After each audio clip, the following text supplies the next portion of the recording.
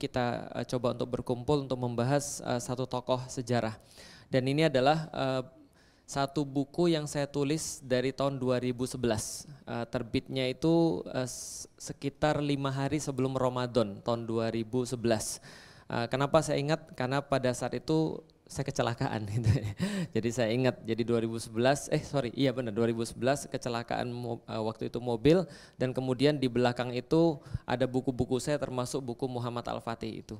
Nah, karena 2011 saya terus-menerus menceritakan tentang Muhammad Al-Fatih, alhamdulillah saya dapat berita kemarin. Jadi ada nama favorit versi Disdukcapil 2023. Namanya adalah untuk laki-laki Muhammad Al-Fatih.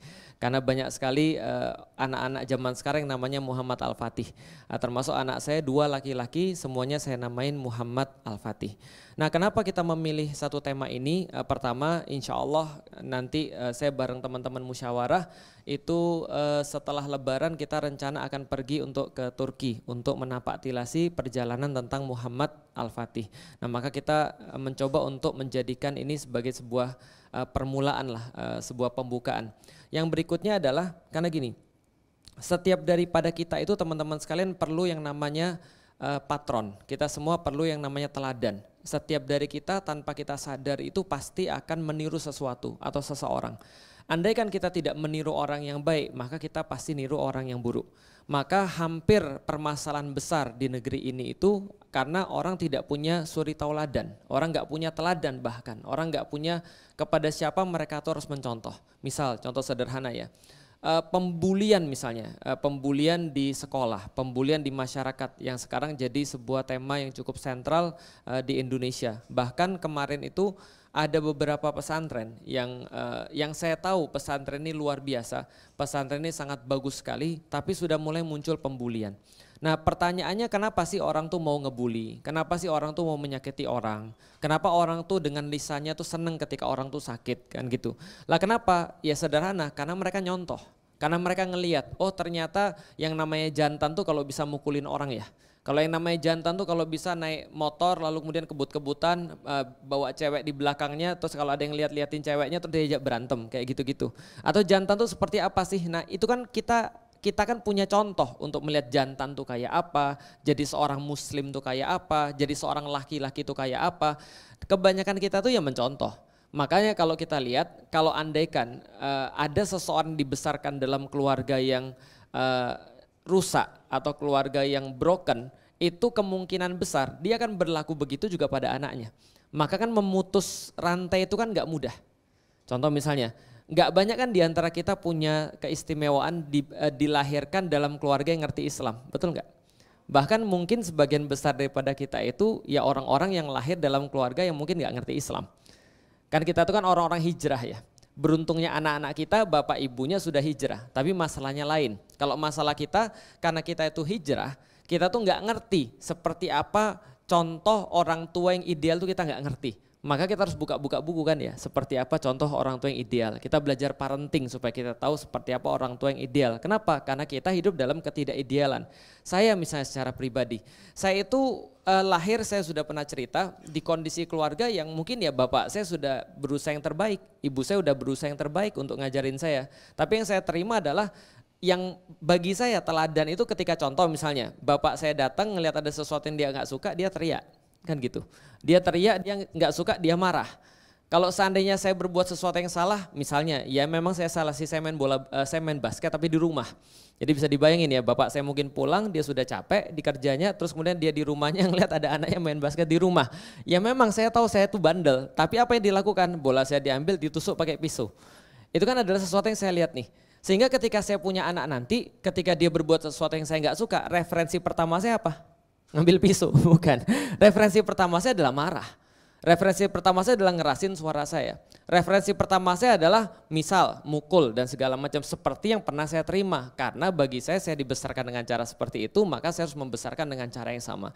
Nah, ini problematik karena memang kita tidak ada contoh yang benar, tidak ada teladan yang benar. Dan lebih parah lagi ternyata seiring dengan waktu kita melihat di setiap hari kita itu contoh-contoh yang dimunculkan adalah contoh-contoh yang justru tidak menyelesaikan masalah. Dan ini di blow up terus menerus. Nah karena itulah krisis contoh atau krisis yang namanya teladan ini menjadi sesuatu yang harus diselesaikan. Dan teman-teman tahu bukan hanya kita yang punya masalah.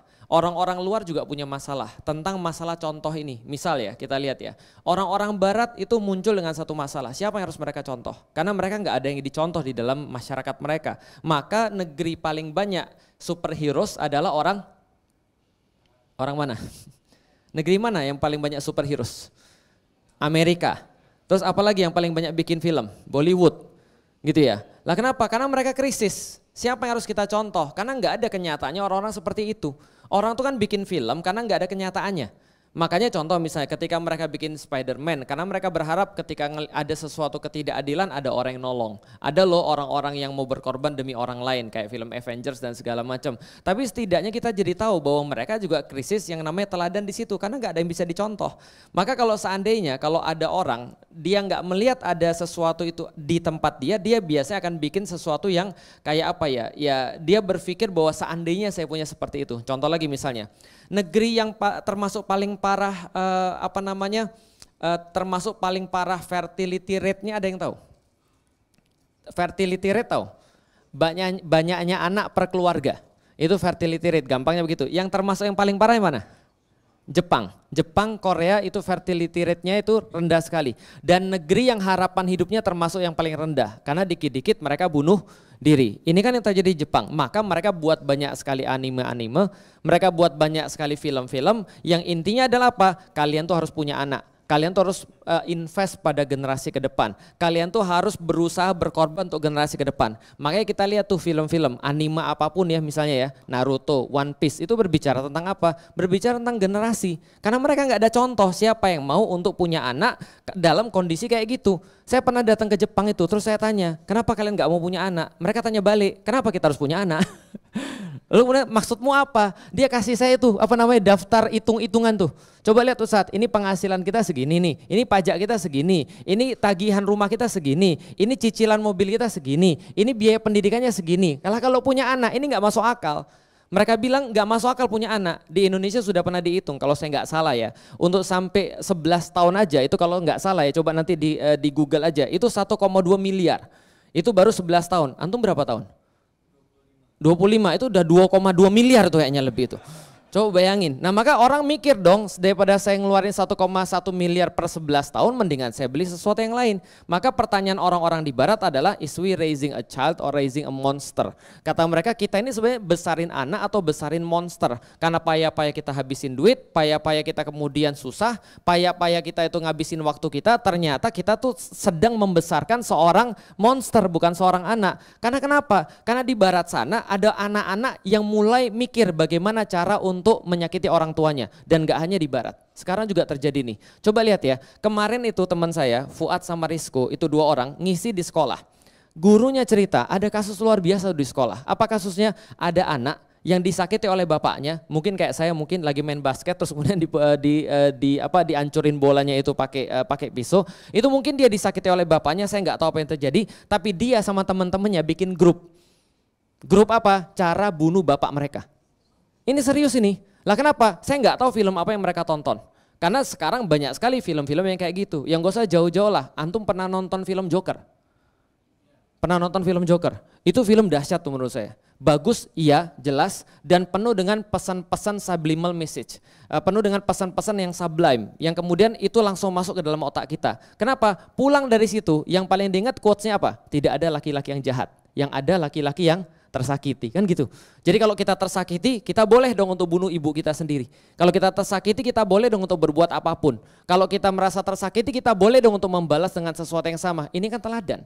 Balik lagi, orang-orang ini krisis dengan teladan. Makanya ketika kita berbicara tentang Islam, orang berbicara ketika Anda itu cinta dengan Allah, maka jawabannya adalah ittiba kepada Rasul. Qul in kuntum tuhibbunallah fattabi'uni. Maka kemudian ikuti Rasulullah. maka yuhibbukumullah wa yaghfir lakum dzunubakum.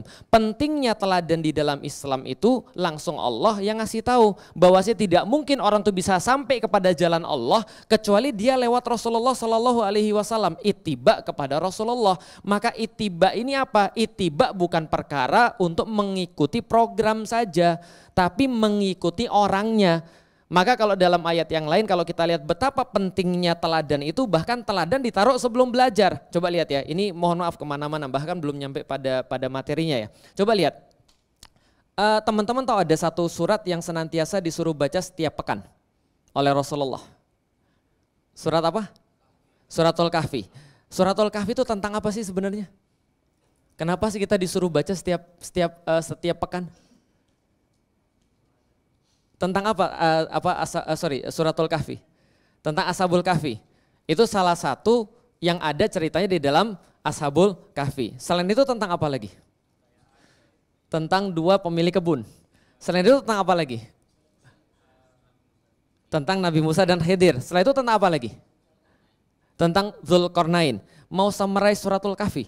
Suratul Kahfi itu adalah surat tentang kebingungan. Serius, saya tuh baca Suratul Kahfi itu bingung, bolak-balik bingung. Lah kenapa bingung? Karena terlalu banyak pertanyaan. Bahkan Allah sendiri highlight tuh pertanyaan-pertanyaan di dalam Suratul Kahfi. Yang berapa orang tuh di dalam sana? 4 orang 5 sama anjingnya, 5 orang 6 sama anjingnya, 7 orang 8 sama anjingnya, kan gitu kan ya. Itu kan pertanyaan Allah sendiri bilang. Lalu apa lagi Allah bilang? Berapa lama mereka di dalam sana? Ada yang bilang segini, ada yang bilang segitu. Allah bilang 300 plus 9 tahun dan seterusnya. Banyak sekali pertanyaan-pertanyaan. Dalam kisah 2 kebun, siapa pemilik 2 kebun? Kenapa dia bisa iri sama orang yang lain? Dalam kisah dalam kisah Musa dan Khidir, di mana mereka ketemu Majma' al-Bahrain? Dalam kisah kemudian Dzulqarnain, siapa itu Ya'juj dan Ma'juj? Di mana dia ditemukan? Di mana itu timur, di mana itu barat, di mana itu bagian tengah, di mana kaum yang nggak bisa, yang seolah-olah mereka nggak punya bahasa. Yang lebih utama lagi kisah Ashabul Kahfi itu kisah orang bingung. Makanya lihat tuh Ashabul Kahfi, kenapa disuruh baca dan hafal 10 ayat yang pertama supaya kita itu terjaga daripada fitnah Dajjal, karena nanti Dajjal itu datang membawa kebingungan kan gitu. Makanya doa orang-orang bingung itu diabadikan di dalam Suratul Kahfi. Rabbana atina min ladunka rahmah wa hayyi' lana min amrina rasyada. Itu orang-orang bingung dan itu diulangi lagi nanti di kisah Musa dan Khidir. Musa juga akhirnya berkata apa? Fawajada abdan min ibadina atainahu rahmah min indina wa 'allamnahu min ladunna ilma. Dan kemudian dikatakan bahwa Nabi Musa ketemu dengan seseorang yang dia punya rahmah. Karena orang bingung itu mintanya rahmah. Rabbana atina min ladunka rahmah. Setelah kemudian dia ketemu dengan abdan min ibadina, salah satu hamba di antara hamba-hamba Allah yang punya rahmah tadi, apa yang dia bilang? Lihat nih apa yang dia bilang. Hal attabi'uka. Hal attabi'uka. Apakah aku boleh ikut sama kamu? Apakah aku boleh menjadikan kamu sebagai patron? Apakah aku boleh menjadikan kamu sebagai teladan? Ala antu'allimani mimma ulimta rusyda. Kalau aku melakukan itu ittiba kepada engkau, aku menjadikan engkau sebagai suri tauladan, guru saya, sebagai patron saya, sebagai teladan saya, mudah-mudahan saya bisa belajar. Setelah saya belajar saya bisa dapat rusyda. Lihat baik-baik, orang bingung mintanya pada Allah, Rabbana atina min ladunka rahmah wa hayyi' lana min amrina rasyada. Dia minta rahmah dan dia minta rasyad. Dia minta kasih sayang Allah karena dia orang bingung. Yang kedua dia minta bimbingan. Bimbingan itu bisa terjadi kalau orang itu apa? Kalau orang itu bisa ittiba kepada seseorang. Itu adalah di dalam Suratul Kahfi. Berarti apa kesimpulannya? Penting banget bagi kita untuk punya yang namanya patron. Kalau kita nggak punya namanya patron, kita tuh jadinya bingung. Kita tuh mau ikut siapa? Contoh misalnya, ini saya coba cerita lagi. Ibu saya pernah nanya gini, Lik, kenapa sih kamu harus maksa-maksa kakakmu untuk masuk Islam? Saya bilang saya nggak pernah maksa Koko masuk Islam, dia mau sendiri nanya saya, Lik ini hadisnya apa? Terus dia tanya tentang Islam, lalu kemudian saya tawarin, kok percaya sama Allah nggak? Percaya. Percaya sama Rasul nggak? Percaya. Nah itu berarti udah Muslim, tinggal syahadat aja, saya bilang gitu. Saya cuma bilang gitu aja, kenapa sih kamu maksa-maksa? Saya bilang, ya salah satunya Islam itu adalah sebuah jalan kehidupan. Islam tuh bukan hanya ritual, tapi jalan kehidupan. Tapi bagaimana kita tuh merespon terhadap kehidupan, itu tuh Islam. Maka kemudian ibu saya bilang, emang apa sih kelebihan Islam daripada agamamu yang dulu, Lik? Saya tanya, ya salah satunya karena Islam memberikan kepada saya teladan. Teladan, emang gak ada di agama kamu yang dulu? Saya bilang, iya mohon maaf, teladannya itu mungkin ada pada beberapa hal. Tapi tidak ada juga dalam beberapa hal yang lain. Sekarang saya mau nanya, siapa yang sudah nikah angkat tangan? Yang sudah nikah? Oke, makasih. Yang belum nikah angkat tangan? Yang belum nikah. Yang mau nikah angkat tangan, yang mau nikah. Yang mau nikah. Nah sekarang saya mau tanya ya, pada yang belum nikah, saya mau nanya ya. Mau nikah dengan laki-laki ideal, betul nggak? Yang laki-laki ideal tuh kayak siapa? Semua sudah bisa jawab. Orang muslim ya, walaupun dia nggak pernah ngaji sekalipun ya, walaupun dia bukan orang baik sekalipun, walaupun dia belum solihah sekalipun, ketika dia ditanya maunya dapat jodoh kayak apa, bukan kebanyakan, hampir semua yang saya tanya itu nggak ada jawab jungkok, nggak ada jawab sehun, nggak ada. Gitu kan ya, pasti jawabannya adalah Rasulullah Shallallahu Alaihi Wasallam. Walaupun mungkin itu jawaban kayak jawaban apa ya, kayak jawaban ya formalitas ya. Tapi yang jelas mereka jawab bahwa saya pengen suami kayak Nabi. Kenapa? Karena seumur hidup mereka tahu perjalanan hidup Nabi itu kayak apa. Mereka tahu bagaimana Nabi merespon istrinya yang marah. Mereka tahu bagaimana Nabi ketika istrinya lagi bad mood. Mereka tahu bagaimana Nabi bisa menyenangkan istrinya, bukan hanya istri tapi sudah istri-istri. Mereka semua tahu itu, maka mereka pengen dapat seorang suami kayak Rasulullah. Kenapa? Karena Rasulullah itu suri tauladan yang terbaik. Ketika kita pengen lihat suami, kita lihat Rasulullah. Pertanyaan saya sederhana, seorang suami yang tadi yang laki-laki belum nikah siapa? Ada yang belum nikah? Yang mau nikah ada? Oke, sekarang kalau mau nikah, saya pengen tahu rumah tangga siapa yang Anda pengen untuk jadikan sebagai suri tauladan? Rasulullah dan Khadijah, betul kan ya? Artinya kita menstandarkan diri kita kayak Rasulullah dan Khadijah, bahwasanya seorang laki-laki selalu provide, seorang laki-laki selalu support, seorang laki-laki selalu memberikan perlindungan pada istrinya, dan kita ketika lagi sulit bukan kita pergi ke clubbing, kita bukan cari healing dulu, tapi yang healing pertama adalah istri. Kan gitu. Seorang istri juga akan berusaha menjadi seorang yang bisa jadi tempat suaminya jadi healing. Karena Rasulullah itu setiap dapat masalah pasti yang pertama kali dicari adalah Khadijah. Bahkan ketika dapat kebahagiaan yang pertama kali dicari adalah Khadijah. Ketika Rasul baru menerima wahyu dalam keadaan gemetar, dalam keadaan khawatir, dalam keadaan kemudian beliau itu penuh dengan tekanan, makanya pertama kali dicari adalah Khadijah. Dan menarik apa kata Rasulullah, begitu aku bertemu dengan Khadijah dan melihat wajahnya, itu masalahku hilang setengah. Coba bayangkan, masalahnya hilang setengah ketika melihat istrinya. Kalau kita kayaknya yang istrinya datang sama-sama cuma bisa tersenyum ya gitu kan ya. Oh, alhamdulillah Ustadz, saya tuh melihat istri saya setiap hari. Kenapa? Saya pasang istri saya di HP saya. Kenapa? Supaya hidup saya menjadi ringan. Wow, luar biasa. Kenapa bisa begitu? Karena sepanjang apapun masalah saya dan seberat apapun masalah saya, begitu saya lihat wajah istri saya di HP saya, masalah saya langsung terasa ringan. Kenapa? Karena ini lebih berat kan itu kan. Itu kalau zaman sekarang. Kalau zaman dulu kan orang-orang tuh Rasulullah ketika melihat Khadijah setengahnya hilang. Ini kan suri tauladan. Dan luar biasanya Rasulullah apa? Rasulullah tidak hanya ingat Khadijah pas lagi sedih. Lihat Rasulullah ketika Futuh Mekah. Ketika Futuh Mekah terjadi, kemenangan besar yang Allah sampaikan kepada umat muslim, siapa yang didatangi pertama oleh Rasulullah? Makamnya Khadijah. Makamnya Khadijah didatangi Rasulullah dan Rasul sampai berkemah di situ. Itu kan hadisnya. Rasul berkemah di situ. Lalu kemudian di atas makam Khadijah, Rasul sampaikan pada Khadijah, "Ya Khadijah, kamu betul. Kamu betul. Yang kamu omongin dari awal tentang aku, bahwasanya aku adalah orang yang baik, aku akan memperjuangkan Islam. Kamu betul Khadijah, sekarang sudah kelihatan." Tapi Khadijah sudah meninggal. Tapi ini kan suri tauladan. Pertanyaannya, kalau misalnya kita nikah dan kita tidak punya teladan, kita mau contoh siapa? Jadi kemudian benchmarkingnya itu kemana gitu loh maksudnya. Nah ini pentingnya teladan. Kalau kita nggak ada teladan, ini susah luar biasa. Tapi kalau kita punya teladan, setidaknya meskipun kita belum bisa seperti dia, meskipun kita belum bisa sesempurna dia, tapi dalam hati kita, ya Allah permudah saya bisa kayak dia. Setidaknya kita tahu ini bisa untuk dicapai. Kenapa? Karena yang melakukan adalah manusia juga. Karena yang melakukan adalah orang juga. Setidaknya ini bisa dicapai. Bisa difahami maksudnya teman-teman sekalian. Mempunyai harapan itu penting. Dan ini adalah tema pada hari ini tentang mempunyai harapan. Makanya kalau kita melihat orang-orang teladan, orang-orang teladan tuh. Fungsinya untuk apa? Memberikan harapan. Inilah tentang Muhammad Al-Fatih. Nah pertama-tama saya akan sampaikan dulu tentang bisyarah Rasulullah Muhammad Sallallahu Alaihi Wasallam. Jadi gini teman-teman sekalian, di orang-orang Indonesia kebanyakan mereka itu agak salah paham dengan kata-kata bisyarah. Kenapa? Karena saya pernah ditelepon, bukan pernah, sering ditelepon. Ustadz bisa ngisi nggak? Iya bisa. Terus udah ngomong-ngomong, yang terakhir mohon maaf Ustadz, saya mau nanya, bisyarahnya berapa ya? Bisyarahnya berapa ya? Saya tuh agak bingung, kenapa? Karena dalam kepala saya bisyarah itu kan bahasa Arab. Bisyarah itu artinya kan adalah kabar gembira tuh. Artinya bisyarahnya berapa, kabar gembiranya berapa. Saya tuh agak kurang connect. Kenapa? Karena setahu saya bisyarah adalah kabar gembira. Setelah saya nyari tahu ternyata saya baru ngerti bisyarah tuh maksudnya adalah amplop. Lah kenapa? Mungkin Ustadz ketika nerima amplop bahagia gitu kan ya. Nah jadi itu adalah kabar gembiranya berapa. Nah itu saya baru ngerti ketika saya masuk Islam. Bisyarah itu adalah amplop. Setelah saya belajar, dari dulu saya belajar, bisyarah itu bukan amplop. Bisyarah artinya adalah kabar gembira. Makanya di dalam Al-Quran sendiri, tugas Nabi itu ada dua, basyir wan nadhir. Yaitu adalah memberikan kabar gembira dan memberikan sebuah peringatan. Karena tugasnya Nabi itu adalah memberikan hope dan memberikan fear.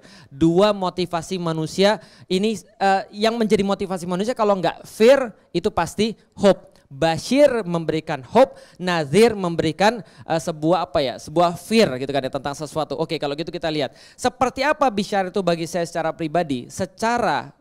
Bagi saya secara pribadi, bisyarah itu adalah seperti tempat berteduh di tengah-tengah terik dan seperti tempat berharap di tengah-tengah keputusasaan. Maksudnya seperti apa? Kalau saya lagi sedih, kalau saya lagi susah, kalau saya ingat bisyarah itu saya langsung senang. Kalau saya lagi merasa putus asa, saya dengar bisyarah itu langsung mengembalikan saya pada track. Kenapa? Karena bisyarah itu adalah sesuatu yang datang daripada Allah dan Rasul tentang masa depan yang belum mampu kita lihat, tapi masa depan itu yang belum mampu kita lihat membuat kita sudah senang. Sekarang saya mau nanya, apa penyakit anak muda pada zaman sekarang? Penyakitnya fisik atau mental? Mental. Apa yang kita sering dengar tentang penyakit mental? Misalnya contoh apa? Anxiety, apa lagi? Depresi, overthinking, insecure dan segala macam. Betul kan ya? Penyakit mental di dalam pandangan Islam itu cuma dua. Penyakit mental di dalam Islam, pandangan Islam itu cuma dua. Makanya Allah katakan, fa imma ya'tiyannakum minni huda faman tabi'a hudaya fala khaufun alaihim walahum yahzanun. Kalau orang menerapkan aturan Allah, maka dia tidak ada khauf dan tidak ada yahzan. Walau khaufun alaihim walahum yahzanun. Dia tidak akan takut dan dia tidak akan sedih. Coba kita lihat. Sedih itu karena apa? Sedih itu karena masa lalu, bukan masa depan. Sedangkan takut itu masa lalu atau masa depan? Oke, coba lihat ya. Sedih itu karena masa lalu, takut itu karena masa depan. Coba kita lihat lagi ya. Sedih karena masa lalu, takut karena masa depan. Sedih itu dari dalam atau dari luar? Oke, kita ganti pertanyaan. Takut itu dari dalam atau dari luar? Ahlan. Dari dalam atau dari luar? Kita takut lihat setan. Setan itu dalam atau luar? Takut itu dari luar. Kalau sedih itu dari dalam atau dari luar? Dari dalam. Islam ngasih tahu kita, penyakit mental apa saja Anda bisa untuk atasin kalau seandainya Anda ngerti tentang fear and hope. Maka kalau orang punya hope itu menghilangkan hampir semua masalah-masalah mental. Kalau dia punya hope. Kalau dia kebanyakan fear, maka dia pasti punya penyakit-penyakit mental, punya penyakit hati. Kalau dia kemudian kebanyakan hope, biasanya dia jadi sombong. Maka dikatakan di dalam Al-Quran pula namanya iblis punya dua sifat, aba wastakbar. Aba ini lebih dekat kepada orang yang hanya punya fear, sedangkan wastakbar ini hanya dekat pada orang yang punya hope. Maka hope dan fear itu harus seimbang. Maka masalah mental insya Allah akan hilang. Contoh, coba lihat nih. Pernah tahu orang bunuh diri? Kenapa orang bunuh diri? Putus asa. Kenapa orang putus asa? Depresi. Kenapa dia depresi? Karena dia pengen tapi nggak dipenuhi. Ternyata enggak. Kebanyakan kasus orang bunuh diri yang saya temuin gara-gara apa ngomongnya? Iseng. Serius, iseng. Karena nggak ada apa lagi yang bisa saya lakukan. Serius, udah berapa ya? Lebih daripada 10 orang yang pernah mau mencoba bunuh diri ngomong kepada saya, dia bunuh diri bukan karena dia punya masalah, tapi dia bilang hidup saya sudah hambar. Hidup saya nggak tahu mau apa lagi. Ada yang bilang gini, saya tuh mencapai satu titik dalam hidup saya Ustadz yang saya cari terus selama berpuluh-puluh tahun. Begitu saya sampai, saya udah gak tahu lagi mau apa. Dan saya merasa hidup saya sudah gak ada artinya. Pernah tahu CEO Samsung yang bunuh diri loncat dari lantai 33? Pertanyaannya apa yang dia gak punya? Harta dia punya, anak dia punya, istri dia punya, duit dia punya, semua dia punya. Tapi kenapa dia bunuh diri? Gak tahu. Orang bunuh diri sederhana, karena kehilangan harapan. Itu orang bunuh diri. Tapi kalau orang kebanyakan takut, itu dia mati sebelum mati sebenarnya. Kenapa? Karena dia masih hidup, tapi dia sudah nggak hidup lagi. Artinya adalah apa? Kalau kita punya hope, itu menjaga kita agar tetap hidup. Coba lihat tuh. Penelitian mengatakan orang-orang yang sudah nikah itu harapan hidupnya 2 kali lipat daripada para jomblo. Mohon maaf nih para jomblo nih. Lah kenapa? Karena para jomblo itu biasanya kalau tiap tahun ditanya kapan nikah, kapan nikah, kapan nikah kan ditanya. Dia terus bilang lebih baik mati aja lah saya gitu kan ya.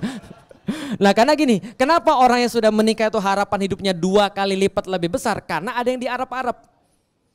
Siapa yang punya orang tua di atas 70 tahun? Ada. Apa terapi paling bagus buat orang tua di atas 70 tahun? Apa kira-kira? Supaya dia tuh ada yang diarap-arap gitu. Nanam tanaman. Itu salah satu terapinya itu. Kenapa? Karena kalau ada ibu-ibu yang lagi nanam tanaman, dia ngarap-ngarap. Kapan tanamannya berbuah, kapan tanamannya berbunga, muncul tunas, bisa dipahami ya. Makanya hope itu adalah kekuatan yang sangat besar untuk menghindari masalah-masalah dalam hidup. Itulah kenapa orang tua yang punya anak itu kebanyakan harapan hidupnya lebih tinggi daripada orang tua yang mungkin mereka masih belum punya anak atau yang jomblo, bisa dipahami teman sekalian. Atau coba lihat Rasulullah itu tidak punya anak fisik laki-laki, tapi Rasulullah punya perjuangan yang itu lebih tinggi nilainya daripada itu semua. Makanya Allah mengkritik orang-orang kafir Quraisy yang mengatakan yang mengatakan abetar kepada Rasulullah dengan kata-kata inna syani'aka huwal abetar. Bahwasanya orang-orang bilang, wah Nabi Muhammad itu ngomongnya aja, padahal dia tuh nggak punya penerus sama sekali. Untuk apa hidupnya? Untuk apa hidupnya? Dia nggak punya harapan. Kata Allah, sesungguhnya orang-orang yang membencimu mereka yang terputus. Kenapa? Lihat Rasulullah, memang beliau tidak punya anak laki-laki, tapi setiap anak-anak kafir Quraisy yang diaku oleh kafir Quraisy semuanya membanggakan Rasulullah, bukan membanggakan bapaknya. Tahu Abu Lahab? Tahu Abu Lahab? Abu Lahab punya anak atau enggak? Punya. Masuk Islam atau enggak? Itu sahabat diceritakan ketika mereka lagi sholat, kalau pas misalnya mereka sholat, itu biasanya mereka lihat ke belakang tuh. Ada anak Abu Lahab nggak nih?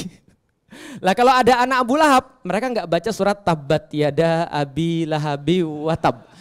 Kenapa? Karena takut yang sebelah nanti insecure. Paham ya? Takut yang belakang sedih. Kenapa? Karena dia nggak ngikutin bapaknya. Yang diikuti adalah Rasulullah. Nah ini adalah buktinya bahwa orang yang punya tujuan, orang yang punya perjuangan itu biasanya lebih persisten daripada orang yang gak punya perjuangan. Makanya kita bicara tentang bisyarah Nabi Muhammad, bagi saya itu adalah sesuatu yang membuat saya tetap hidup, membuat saya alive, membuat saya tetap punya tujuan. Tiap pagi saya bangun saya mikir sesuatu. Tiap kali saya punya uang saya tahu mau kemana. Tiap kali saya ngobrol sama istri saya mau ngomongin apa kita sudah tahu. Termasuk dalam rumah tangga itu penting banget yang namanya hope. Kenapa rumah tangga banyak berpecah? Ada yang tahu? Kenapa rumah tangga banyak gagal? Berapa persen rumah tangga gagal di Indonesia? Datanya 30%, datanya. Itu datanya, belum kenyataannya. Kenapa banyak rumah tangga gagal? Karena tidak cukup tujuan yang mereka mau cari. Kalau mereka punya tujuan, maka insya Allah tujuan itu akan lebih kuat daripada masalah-masalah. Tapi begitu orang gak punya tujuan, maka masalah-masalah itu pasti jadi membesar dan jadi berat. Contoh, pernah puasa? Pernah. Ramadan kuat kita puasa? Kuat. Tapi kalau misalnya kita nggak niat puasa, jam 10 apa yang terjadi? Lapar banget. Kenapa? Karena kita nggak punya tujuan. Kalau kita nggak punya tujuan, lapar itu jadi fokus. Tapi kalau kita punya tujuan, ridho Allah, pahala Allah, kebaikan, maka insya Allah itu nggak jadi fokus. Jangankan orang puasa, orang mau diet aja bisa nggak makan 3 hari 3 malam loh. Karena dia punya tujuan. Kok bisa ada orang bisa diet dia mau, dia puasa nggak kuat? Karena berarti niatnya nggak kuat, bisa dipahami teman sekalian. Tujuan penting. Bisyarah bagi saya adalah tempat untuk berteduh. Di tengah-tengah terik dan bagaikan harapan di tengah-tengah keputusasaan. Suatu hari bapak saya nanya sama saya, Lik, kenapa kamu masuk Islam? Saya bilang, ya sederhana Pi, karena Islam adalah agama yang paling sempurna menurut Felix. Enggak kata papi enggak gitu. Maksud papi gimana? Coba kamu lihat Lik. Coba lihat faktanya aja Lik, udah gak usah teorinya Lik. Papi tahu kalau secara teori Islam tuh gak ada yang kalah. Tapi coba lihat faktanya. Menurut kamu Lik, yang lebih miskin yang mana? Orang yang muslim atau yang bukan muslim? Yang mana kira-kira? Muslim. Yang banyak nggak sekolah, yang muslim atau yang bukan muslim? Bukan muslim. Yang hilang sendal di masjid? Muslim juga, gitu kan ya. Yang speakernya kacau, gitu kan ya. Kemarin di meme itu ada yang tahu Instagram suara knalpot sama suara speaker sama, gitu kan ya. Sedangkan kemarin kita buat acara di tempat yang bisa dibuat gereja, itu suaranya crispy banget, luar biasa, gitu kan ya. Tapi coba lihat, orang-orang muslim nggak mencontohkan yang baik sehingga faktanya membuat orang lihat ini kayaknya orang-orang muslim tuh jelek. Saya bilang sama bapak saya, Islam sama muslim itu beda.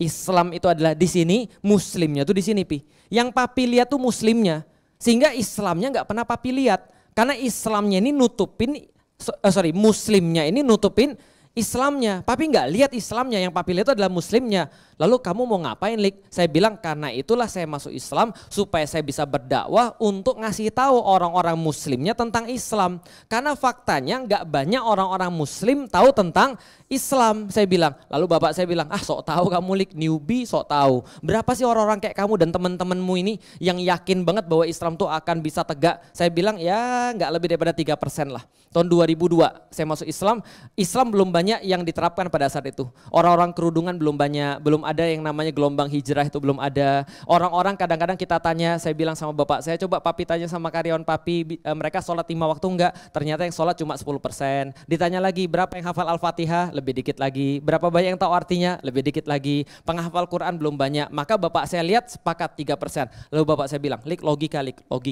3% mau mengubah yang 97%. Mungkin gak, Lik? Itu kayaknya mustahil. Secara matematis gak mungkin. Saya bilang sama bapak saya, untungnya Tuhan saya bukan pakai matematik. Saya bilang gitu. Tuhan saya berkata kun fayakun. Kalau dia pengen maka terjadi, maka terjadilah. Itu namanya bisyarah. Kenapa? Karena bagi saya secara pribadi ketika kita lihat pada Al-Quran, Al-Quran itu memang gak seru. Kenapa? Karena Al-Quran itu sudah ngasih spoiler.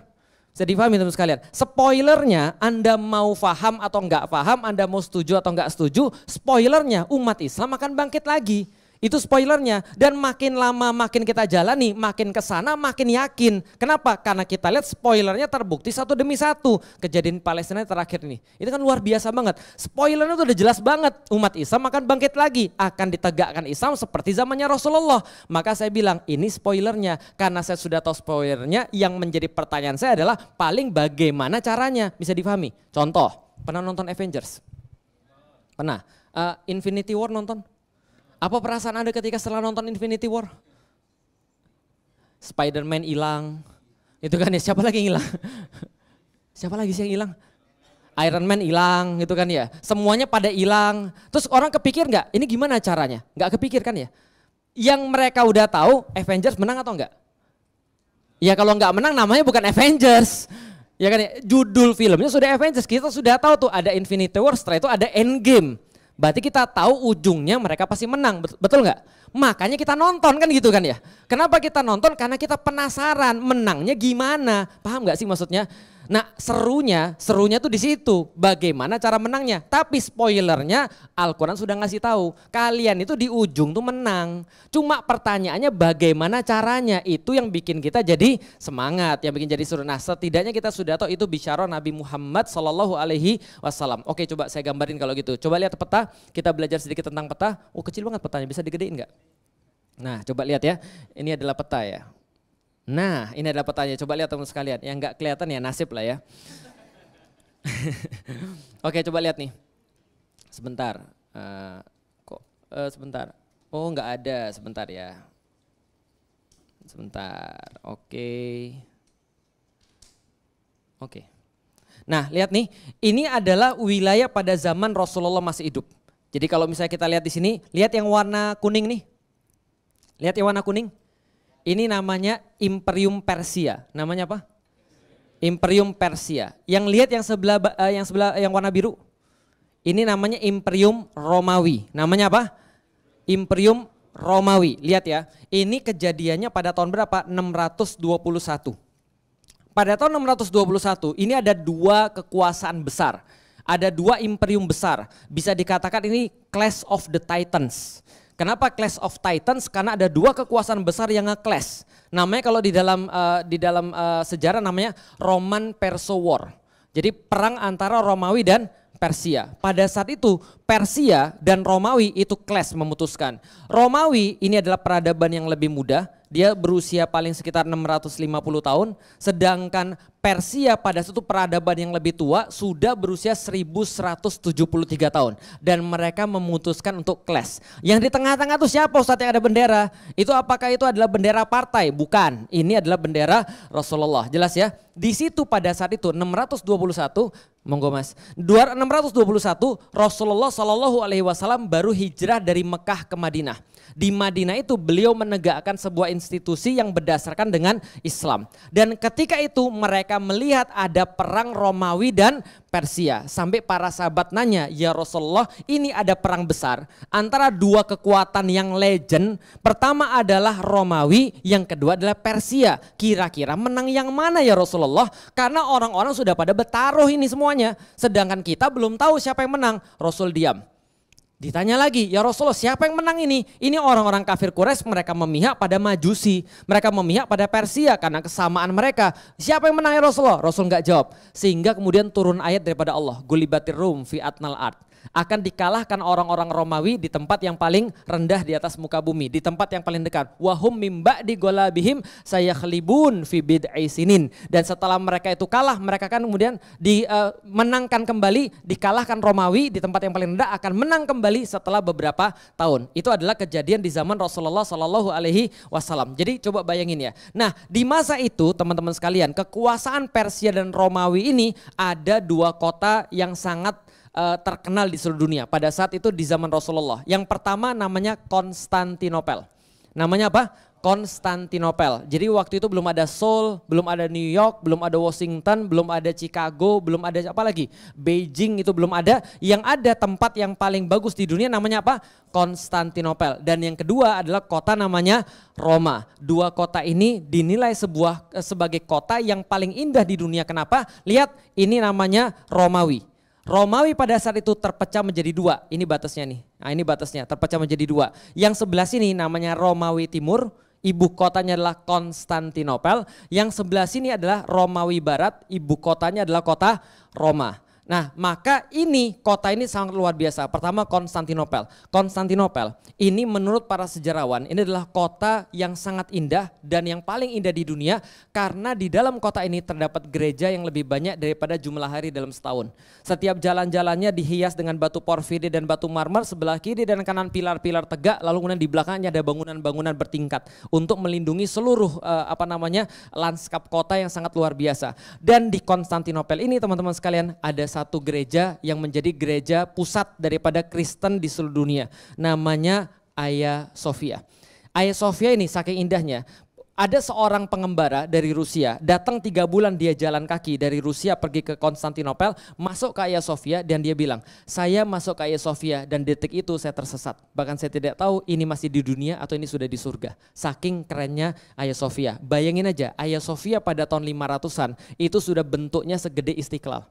Jadi bayangin ya, itu pada tahun 500-an. Kubahnya besar sekali dan tidak ada kubah yang lebih besar selama 1000 tahun ke depan. Dan gereja Hagia Sophia ini dihiasi dengan batu permata dan emas. Ketika ditimpa sinar matahari itu kayak ya luar biasa ya. Itu bagusnya keren banget.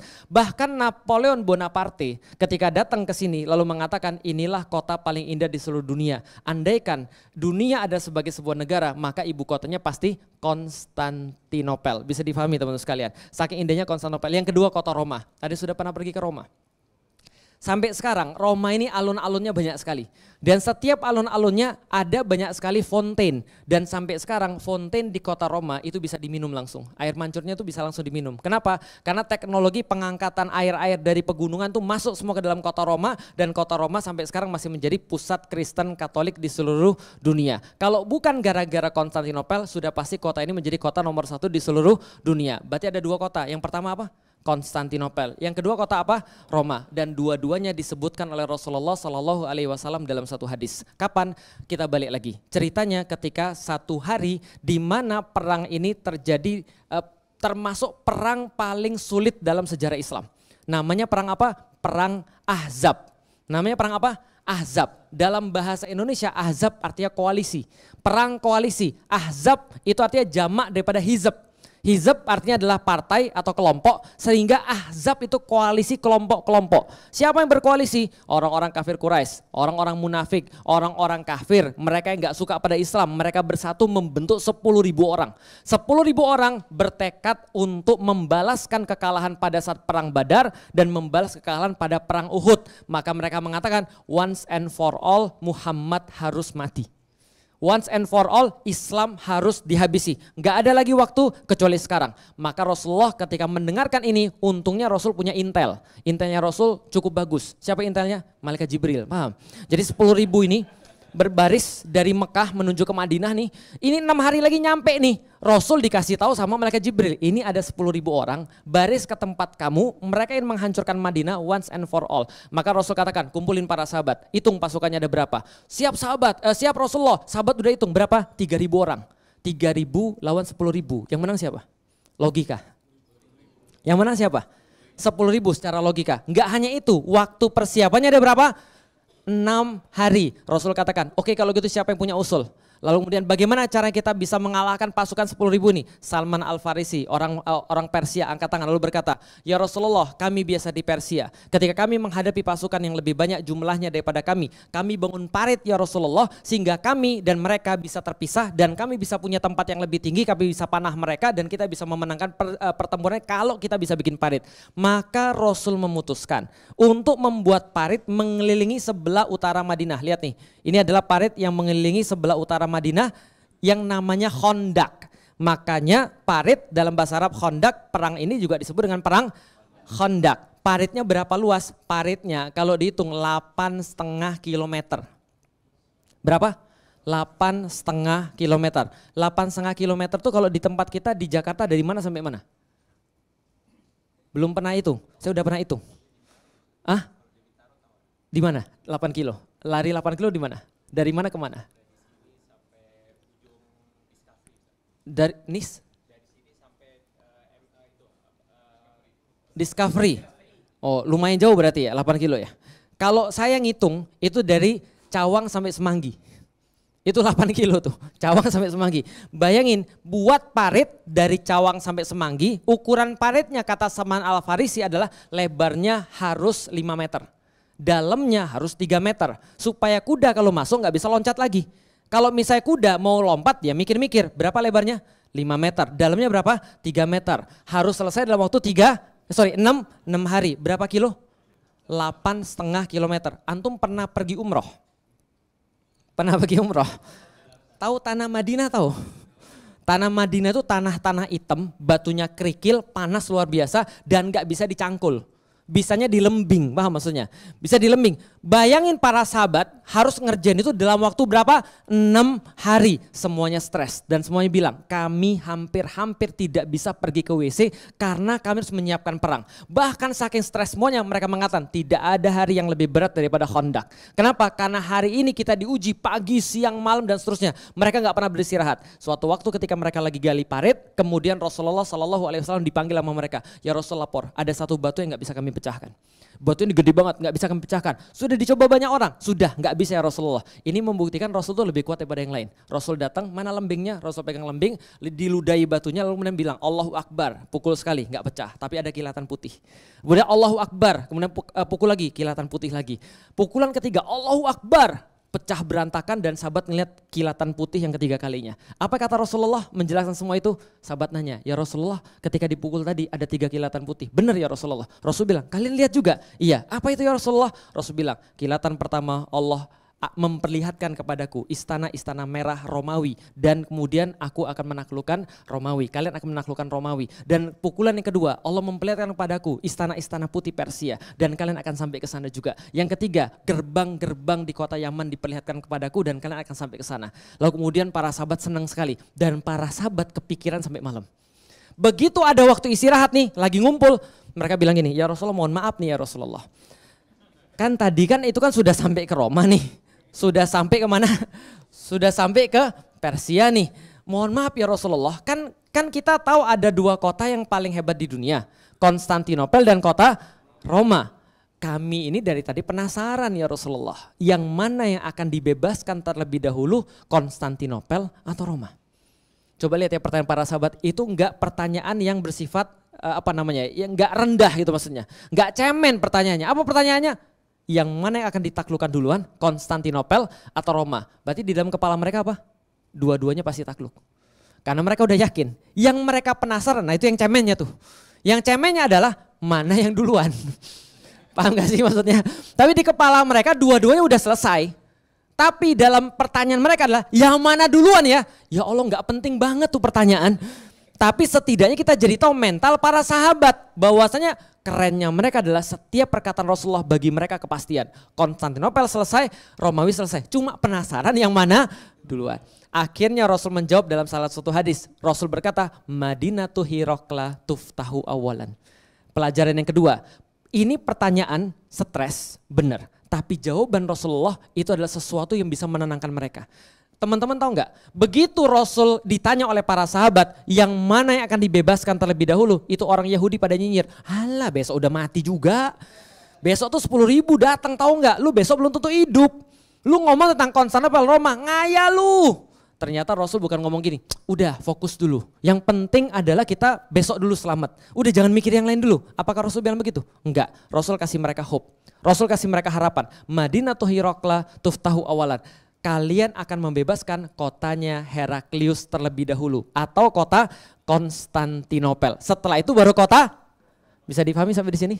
Satu hadis, dua kota itu disebutkan. Maka Rasul katakan Madinatu Hirokla tuftahu awalan. Itu sahabat senang banget. Cerita singkatnya adalah kita sudah tahu bahwasanya kita menang di perang Ahzab karena bantuan angin daripada Allah. Lalu kemudian Rasul mengeluarkan satu hadis yang sangat luar biasa. La tuftahanal Konstantinia fala ni'mal amiruha wala ni'mal jaishu dzalikal jaish. Akan dibebaskan kota Konstantinopel dan sebaik-baik mereka, panglima yang terbaik adalah panglima yang membebaskannya, dan sebaik-baik pasukan adalah pasukan yang ikut serta dalam membebaskannya. Coba bayangin teman-teman sekalian, kalau Rasul sudah ngomong kayak gini, kalau andai kan ada di antara para sahabat, Anda mau gak jadi orang yang dimaksud?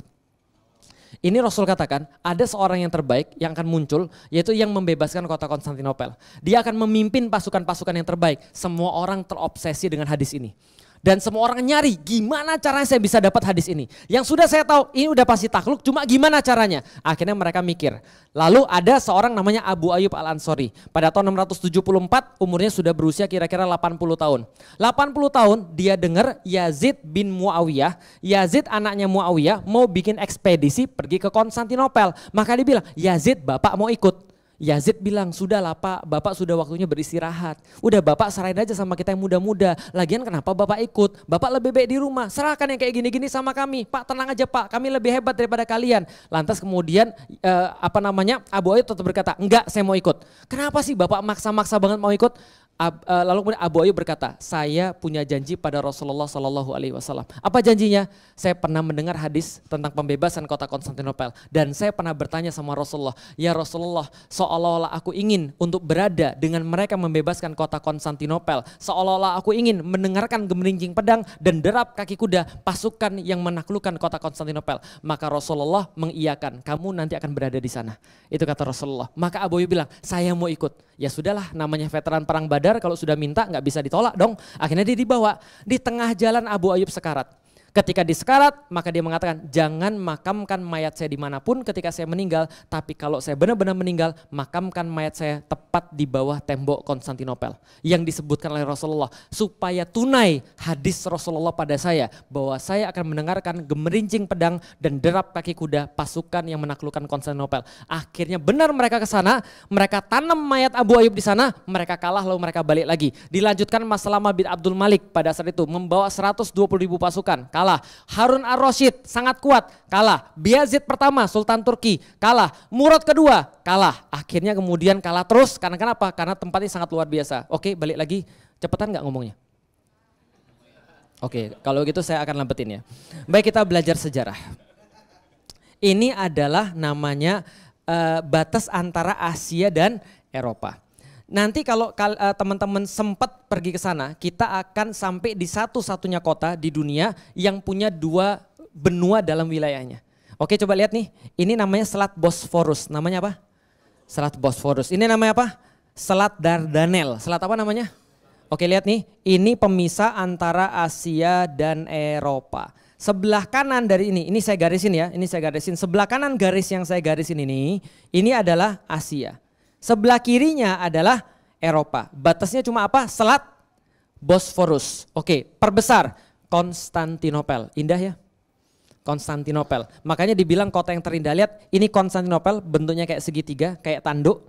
Sebelah kanannya atau sebelah timurnya ini adalah Selat Bosforus tadi yang memisahkan antara Asia dan Eropa. Berarti sebelah kanannya adalah Asia.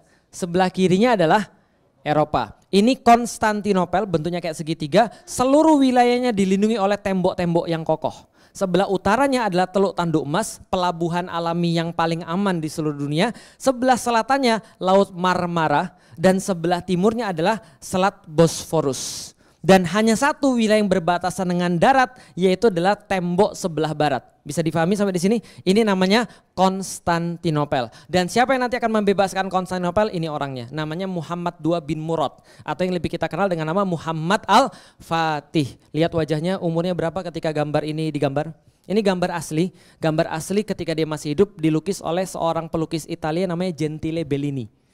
Jadi dia pernah melukis wajah Muhammad Al-Fatih ketika Muhammad Al-Fatih menaklukkan Konstantinopel. Maka dilukislah wajahnya kayak gini. Ini umurnya kira-kira berapa nih? 28 salah. 21 salah. 21. Benar. Umurnya 21. Berapa umurnya? Kok jenggotnya banyak? Karena dia orang Turki. Kalau orang Turki jenggotnya banyak. Orang Arab jenggotnya banyak. Kalau orang Cina jenggotnya cuma segini. Jadi mohon maaf ya. Ustadz Felix itu nggak sunnah. Kenapa? Jenggotnya cuma segitu aja. Itu mah bukan jenggot sunnah, namanya jenggot Pancasila. Cuma 5 itu kan. Bisa dihitung gitu kan ya. Sebenarnya saya sudah coba untuk menumbuhkan jenggot. Dikasih udah obat-obatan. Terus saya coba saya pakai. Yang numbuh bukan di sini, malah di sini yang numbuh. Itu guyonan bapak-bapak ya. Oke, kita lihat. Namanya Muhammad II bin Murad. Bapaknya namanya Murad dan bapaknya juga mencoba menaklukkan Konstantinopel namun tidak bisa. Dan dia beristiqomah dan dia berazam agar anaknya yang nanti akan menaklukkan kota Konstantinopel. Nah caranya gimana? Ini penting sekali. Muhammad Al-Fatih oleh bapaknya dari kecil dipilihkan guru yang paling bagus. Dipilihkan siapa? Guru yang paling bagus. Kritik saya terhadap sistem pendidikan di Indonesia adalah sistem pendidikan di Indonesia itu terlalu banyak untuk mengandalkan kurikulum. Padahal sistem pendidikan di dalam Islam itu bukan kurikulum. Balik lagi yang saya omongin tadi, yang penting kurikulum atau orangnya? Kurikulum atau orangnya? Orang. Guru itu adalah orang yang memberikan karakter, transfer of karakter, bukan hanya transfer of knowledge.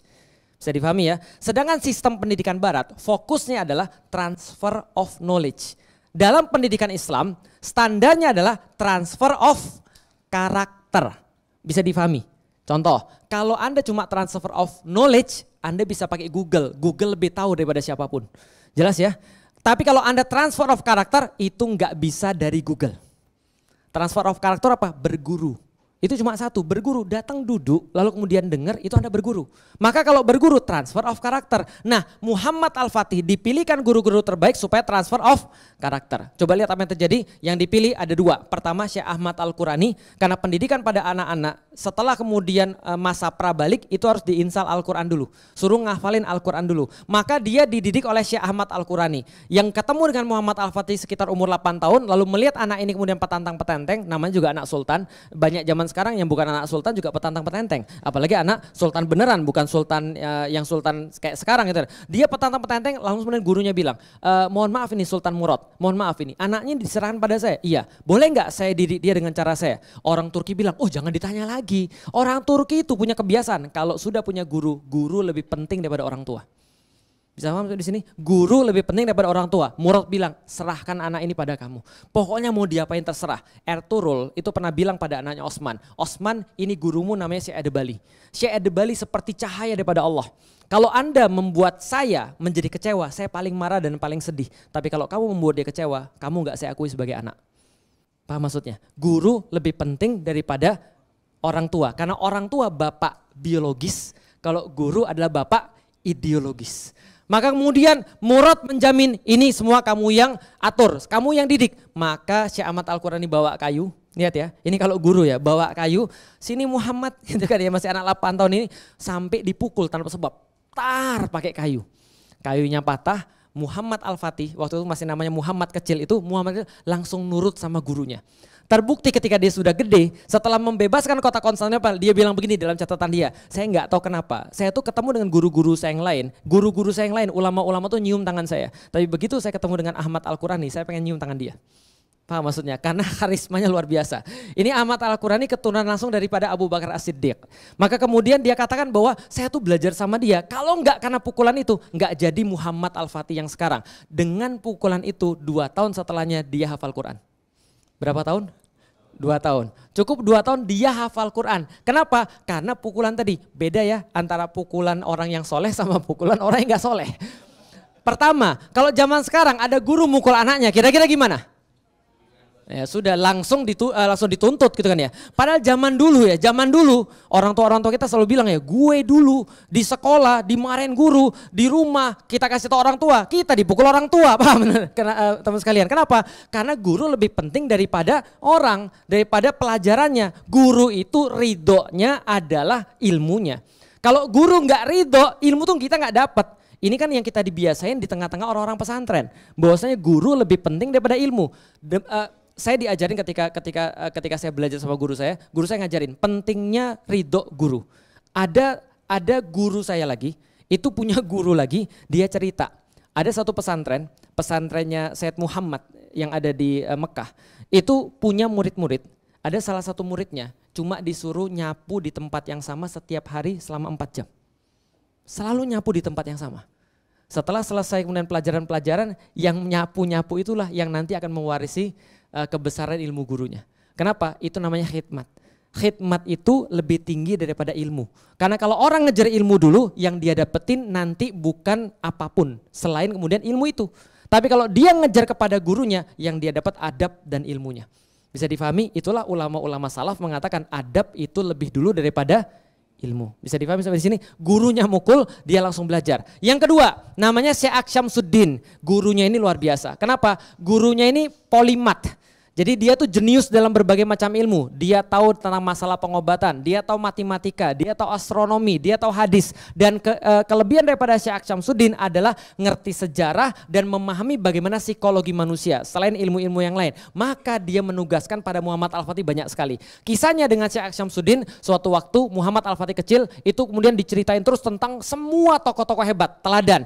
Cerita tentang Rasulullah, tentang para nabi, tentang panglima-panglima besar di dalam Islam. Seluruhnya diceritakan pada Muhammad Al-Fatih. Sampai satu saat dia bawa Muhammad Al-Fatih melihat kota Konstantinopel dari kejauhan. Kemudian dia bilang, nak kamu lihat apa itu nak? Ya saya lihat itu kota Konstantinopel guru. Kamu tahu itu kota apa? Kota yang akan kita taklukkan suatu hari nanti. Kakek saya sudah pengen, bapak saya pengen, buyut saya juga pengen. Dan itu akan kita taklukkan suatu saat nanti. Lalu Syamsuddin bilang, tahu nggak nak? Saya sudah banyak berdoa pada Allah. Dan saya sudah banyak bertahajud pada Allah. Dan saya sangat yakin bahwasanya semua orang yang pengen menaklukkan itu setelah kamu itu tidak akan bisa. Dan kemarin-kemarin bukan mereka yang ditakdirkan sebagai pembebas Konstantinopel. Karena saya sangat yakin, dugaan saya, dan saya sangat husnudzon dengan dugaan saya bahwa yang dimaksud sebagai pemimpin terbaik yang kelak akan memimpin pasukan terbaik adalah engkau nak, engkau pemimpin pembebas Konstantinopel. Itu dia ngomong sama Muhammad Al-Fatih. Maka dia bilang, yakin dia dari saat itu saya yang dimaksud di dalam hadis. Bisa difahami? Apa yang dia lakukan? Dia jadi orang yang istimewa. Lihat tuh, dia menguasai 8 bahasa ketika umur 16 tahun. Berapa bahasa? 8. Berapa tahun? 16 tahun. Kita berapa tahun? 40 tahun. Yang kita bisa apa aja bahasanya? Alhamdulillah Ustadz bahasa Jawa karena saya orang Jawa. Bahasa Indonesia Alhamdulillah Ustadz. Sedikit-sedikit saya bisa bahasa Sunda dan juga bahasa Inggris dan bahasa isyarat. Ya 5 lah ya Alhamdulillah ya.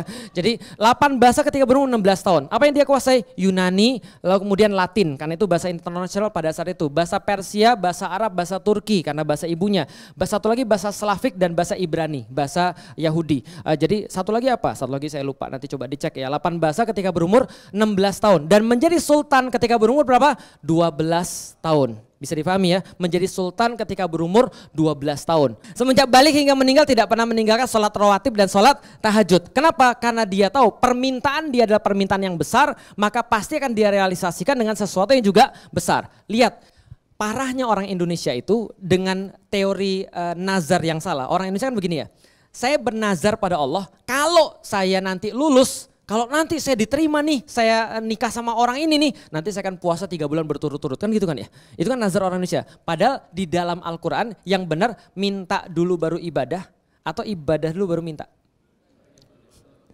Minta dulu baru ibadah atau ibadah dulu baru minta? Iyyaka na'budu wa iyyaka nasta'in. Ya Allah, aku minta kepada Engkau. Caranya gimana? Kepada Engkau saya beribadah, kepada Engkau saya meminta. Kalau kita sudah ibadah, kita bisa minta sama Allah. Maka Muhammad Al-Fatih bilang, karena saya yakin saya adalah pemimpin yang istimewa, memimpin pasukan yang istimewa, maka amal-amal saya harus berbeda dengan yang lain. Seumur hidupnya, semenjak dia balik hingga meninggal, dia nggak pernah meninggalkan sholat rawatib dan sholat tahajud. Faham sampai di sini teman sekalian? Dan dia juga punya pasukan yang juga sama hebatnya, karena dia tahu bocorannya Rasulullah adalah dia akan memimpin pasukan terbaik. Maka pasukan terbaik haruslah pasukan yang paling dekat dengan Allah. Masa pasukannya ada nama pasukan Inkisaria, Yeni Seri. Sekitar 7.000 pasukan elit dengan program pelatihan terpadu sejak kecil dan mereka setengahnya senantiasa bertahajud di malam hari. Kenapa? Teman-teman sekalian, ketaatan kepada Allah itu ukuran orang itu bisa mengambil beban. Andaikan dia nggak taat sama Allah, dia nggak bisa mengambil beban. Makanya di dalam Al-Quran, akar itu ibarat adalah akidah, sedangkan batang itu adalah ibarat amal soleh. Sedangkan buah-buahnya adalah hasil manfaat buat manusia. Bagaimana mungkin Anda bisa dapat buah yang banyak kalau batangnya lemes? Bisa dipahami teman sekalian, kurma sekali berbuah itu bisa 100-200 kilo. Tapi kalau batangnya kuat, batangnya itu apa? Ibadah. Jangan harap Anda bisa kasih manfaat pada banyak orang kalau Anda ibadahnya nggak bisa. Bisa difahami, maka Muhammad Al-Fatih bilang, saya itu orang istimewa, ibadahnya harus istimewa. Kalau pasukan saya pengen meraih sesuatu yang besar, maka juga harus dengan sesuatu yang besar. Apa? Tahajud di malam hari, minta pada Allah. Maka kemudian setengahnya pasukannya tahajud di malam hari. Dan dia tidak hanya bicara tentang masalah agama, dia juga melakukan amal-amal yang berkaitan dengan pembebasan Konstantinopel. Dia bangun benteng namanya Rumeli Hisar. Bentengnya 82 meter, melanjutkan usaha buyutnya yang membangun benteng Anadolu Hisari. Oke, bingung? Bagus, kita lihat peta lagi. Apa ini namanya nih? Bosforus. Masih ingat Konstantinopel bentuknya kayak apa? Kayak segitiga. Nah ini tanduknya di sini nih, nah ini segitiganya nih. Nah cuma di bawah sini. Nah ini segitiganya, bisa lihat ya? Oke, nah ini adalah namanya Teluk Tanduk Emas, mentok Teluk Tanduk Emas. Ini selat Bosforus yang membedakan antara Asia sebelah sini dan Eropa. Nah, buyutnya sudah bangun benteng di sini namanya Anadolu Hisari. Hisar dalam bahasa Turki artinya benteng. Anadolu artinya Anatolia. Anatolia artinya Asia kecil. Maka benteng yang terletak di Asia kecil. Nah, Muhammad Al-Fatih punya ide. Kalau saya serius pengen membebaskan kota Konstantinopel, maka jalur ini harus saya potong. Jalur ini harus saya tutup. Saya potong. Gimana caranya? Saya akan bangun benteng di depan sini. Karena selat Bosforus ini panjangnya 32 km dan yang paling sempit ya di sini. Sekitar 550 meter aja. Maka Muhammad Al-Fatih bilang, saya akan bangun benteng di sini. Rumeli Hisar. Hisar tadi artinya benteng. Rumelia Romawi, benteng yang terletak di wilayah Romawi. Berita ini sampai kepada Raja Konstantinopel, Raja Konstantinopel kirim surat. Saya dengar-dengar kamu pengen bangun benteng di kota Konstantinopel ya? Pengen bangun benteng di wilayah saya ya? Tolong itu dibatalkan. Kenapa? Dulu buyut-buyutmu sebelum kamu, mereka itu seperti anak bagi kami dan mereka menganggap kami seperti bapaknya. Dan setiap mereka mau melakukan sesuatu, mereka harus izin kepada kami dulu. Tolong itu dibatalkan. Muhammad Al-Fatih kirim surat balasan. Setahu saya bahwasanya itu bukan wilayah kamu. Kalau aku pengen bangun benteng di sana, terserah aku dong. Kalau kamu berbicara tentang sultan-sultan sebelum aku, ketahuilah sultan yang sekarang berbeda dengan sultan yang kemarin. Yang tidak bisa mereka realisasikan akan saya realisasikan, yang tidak bisa mereka selesaikan akan saya selesaikan. Dan kalau siapa lagi datang kepada saya dengan tujuan yang sama, saya pastikan mereka tidak akan pulang dalam keadaan hidup. Jelas sampai di sini? Oke, kalau gitu kita lihat. Langsung setelah itu bentengnya dibangun. Ini bentengnya ini coba lihat ini side plan-nya bentengnya. Lalu ini adalah Anadolu Hisari, ini Rumeli Hisari. Kenyataannya seperti apa? Ini kenyataannya. Ini adalah Anadolu Hisar. Bentengnya 25 meteran dibuat oleh Sultan Bayezid, buyutnya 1393 sampai 1394. Dan ini bentengnya, coba lihat ya. Ini adalah mobil dibandingkan dengan bentengnya. Gede atau enggak bentengnya? Gede. Ini bentengnya Muhammad Al-Fatih. 30.000 meter persegi selesai dalam waktu 4 bulan. Berapa lama selesai? 4 bulan. Kenapa selesai dalam waktu 4 bulan? Ini orang serius ini. Teman-teman sekalian, saya mau cerita sedikit. Saya sama istri saya ketika kedua kalinya mengunjungi kota Konstantinopel, kita mau naik angkot karena ini dari kota Konstantinopel sekitar 18-an kilo. Naik ya 18. Kita mau naik angkot pagi ke sini karena waktu itu kita belum punya mobil pribadi. Kita naik angkot salah jalur. Harusnya kan lewat sini nih, jalurnya namanya Rumeli Hisari nih, lewat ini yang ada mobil nih, lihat ya. Harusnya lewat sini nih. Ternyata saya naik Rumeli Hisari Ustu. Waktu itu saya nggak tahu bahwa saya itu artinya adalah atas. Jadi Rumeli Hisari atas. Lewatnya di belakang sini nih. Berhenti di sini nih, pas di sini berhentinya. Saya turun ke bawah, itu lutut saya itu kayak mau mati. Saya bayangin adalah gimana mereka bisa bawa batu-batu segede itu. Selesai dalam waktu berapa? 4 bulan. Kita nggak tahu bagaimana caranya ini dibangun, tapi ini happens. Tiba-tiba ada bangunan besar di sebelah utara, orang Konstantinopel lihat kaget semuanya dan mereka bilang ini orang serius ini. Tapi mereka masih pede. Kenapa? Konstantinopel dalam sejarahnya nggak pernah hancur. Nggak pernah bobol. Kenapa? Ada satu tembok yang legend. Saking legendnya dia bertahan selama berapa lama? 1123 tahun. Berapa lama?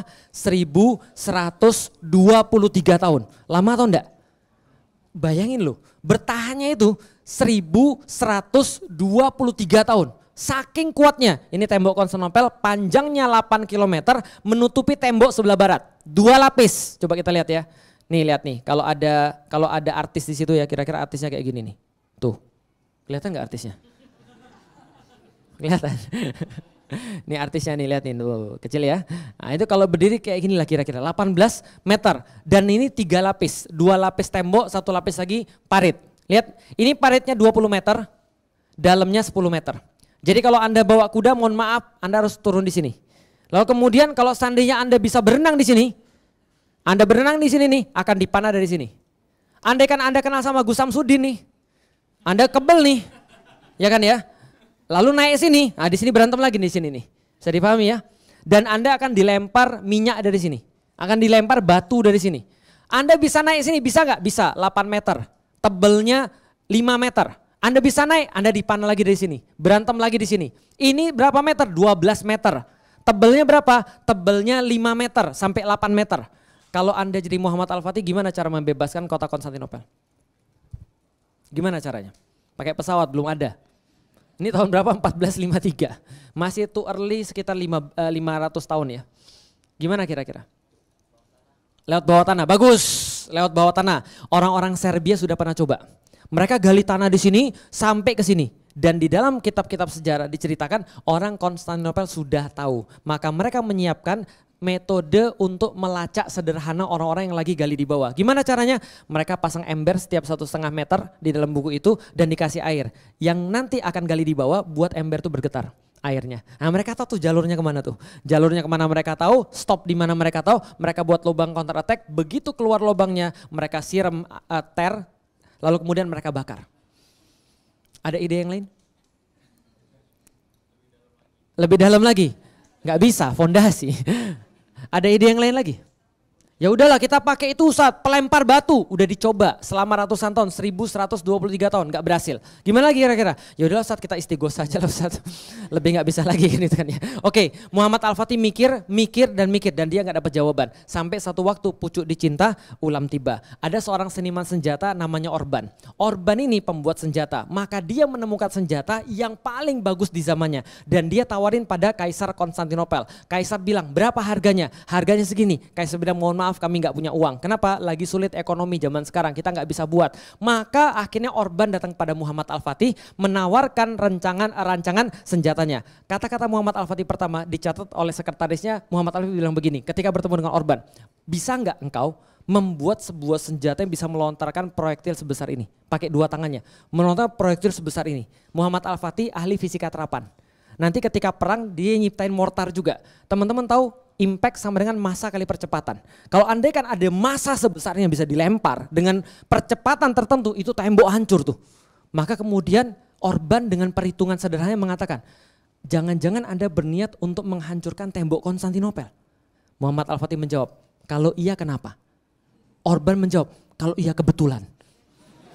Saya sudah tinggal di sana selama 1 tahun Pak. Saya tahu setiap sudutnya dan saya bisa membuatkan senjata yang kamu maksud. Oke, buatkan pada saya. Kamu dibayar berapa? Saya bayar segini. Saya kalikan 4 buat saya. Akhirnya dibuatlah namanya The Great Turkish Bombard atau Basilica Cannon. Ini adalah senjatanya, kalibernya 0,7 meter. Jadi kalau ada anak kecil bisa masuk 3 di situ. Beratnya 18,2 ton, panjangnya 5,2 meter, jarak tembaknya 1,6 km dan sekali muntah 680 kg peluru. Bisa dibayangin, dibuatnya 2 ulir supaya mudah untuk ditransportasi. Ini sangat luar biasa sekali, aslinya kayak gini.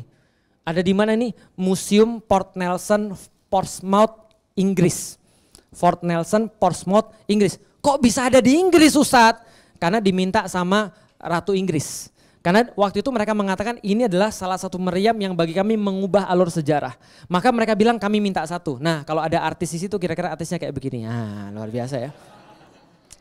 Ini adalah senjatanya. Maka setelah itu Orban disuruh membuat senjata, pas dibuat dites, 2 meter di bawah tanah. Lalu Al-Fatih berkata, bagus, cuma ada kurang 1. Apa? Kurang gede, bisa nggak buat 2 kali lipat? Lu gimana caranya? Ya terserah kamu, kan kamu pembuatnya bukan saya. Akhirnya dibuat oleh Orban 69 senjata meriam kayak gini, 69 senjata, 1 ukurannya 4,2 meter, 1 lagi ukurannya 8,2 meter, yang sisanya ukuran standar sekitar 3 meter. Bisa dipahami ya? Nah semua persiapan sudah dilakukan, 6 April 1453 Konstantinopel kemudian kedatangan tamu banyak orang dari sebelah selatan, dari sebelah timur dan dari sebelah barat. Dari sebelah selatan mereka lari kepada Laut Marmara, mereka lewat kapal-kapal mereka. Sebelah timur mereka lewat Teluk Tanduk Emas menyerang dari sebelah utara, dan dari sebelah barat mereka lewat wilayah darat menyerang tembok Konstantinopel. Apa yang terjadi? Nih kapal-kapal dikerahkan, 400 kapal dibuat oleh Muhammad Al-Fatih, dan ini jumlah yang sangat besar pada saat itu karena orang muslim sebenarnya tidak jago dalam pasukan laut. Karena pasukan laut itu dikuasai oleh orang-orang Romawi karena mereka punya Laut Mediterania sebagai kolam pribadi mereka gitu kan ya. Nah saat dari sebelah utara kapal-kapal kecil ditugaskan untuk menembus Teluk Tanduk Emas, dan total 250.000 pasukan berjalan dari kota Edirne menuju kepada kota Konstantinopel dalam waktu hampir 2 bulan, bawa meriam-meriam segede kingkong. Lihat nih, katanya 1 meriam ini ditarik sama sapi 40. Sapi 40 ditarik dan 100 orang untuk ngeratain jalan. Kita bisa bayangin ya, dia jalan tanah diratain baru bisa ditarik, dia jalan tanah diratain baru bisa ditarik. Dan semua pasukan ini dikatakan ketika siang hari kami ditutupi oleh panji-panji kami, dan di malam hari bumi ditutupi oleh kemah-kemah kami. Begitu mereka sampai ke Konstantinopel, orang Konstantinopel bilang, kami melihat orang muslim datang kepada kami like a river of steel. Seperti sungai dari besi, karena baju zirah mereka tuh memancarkan sinar matahari itu kepada mereka dan memenuhi pandangan kami dari pantai sampai ke pantai.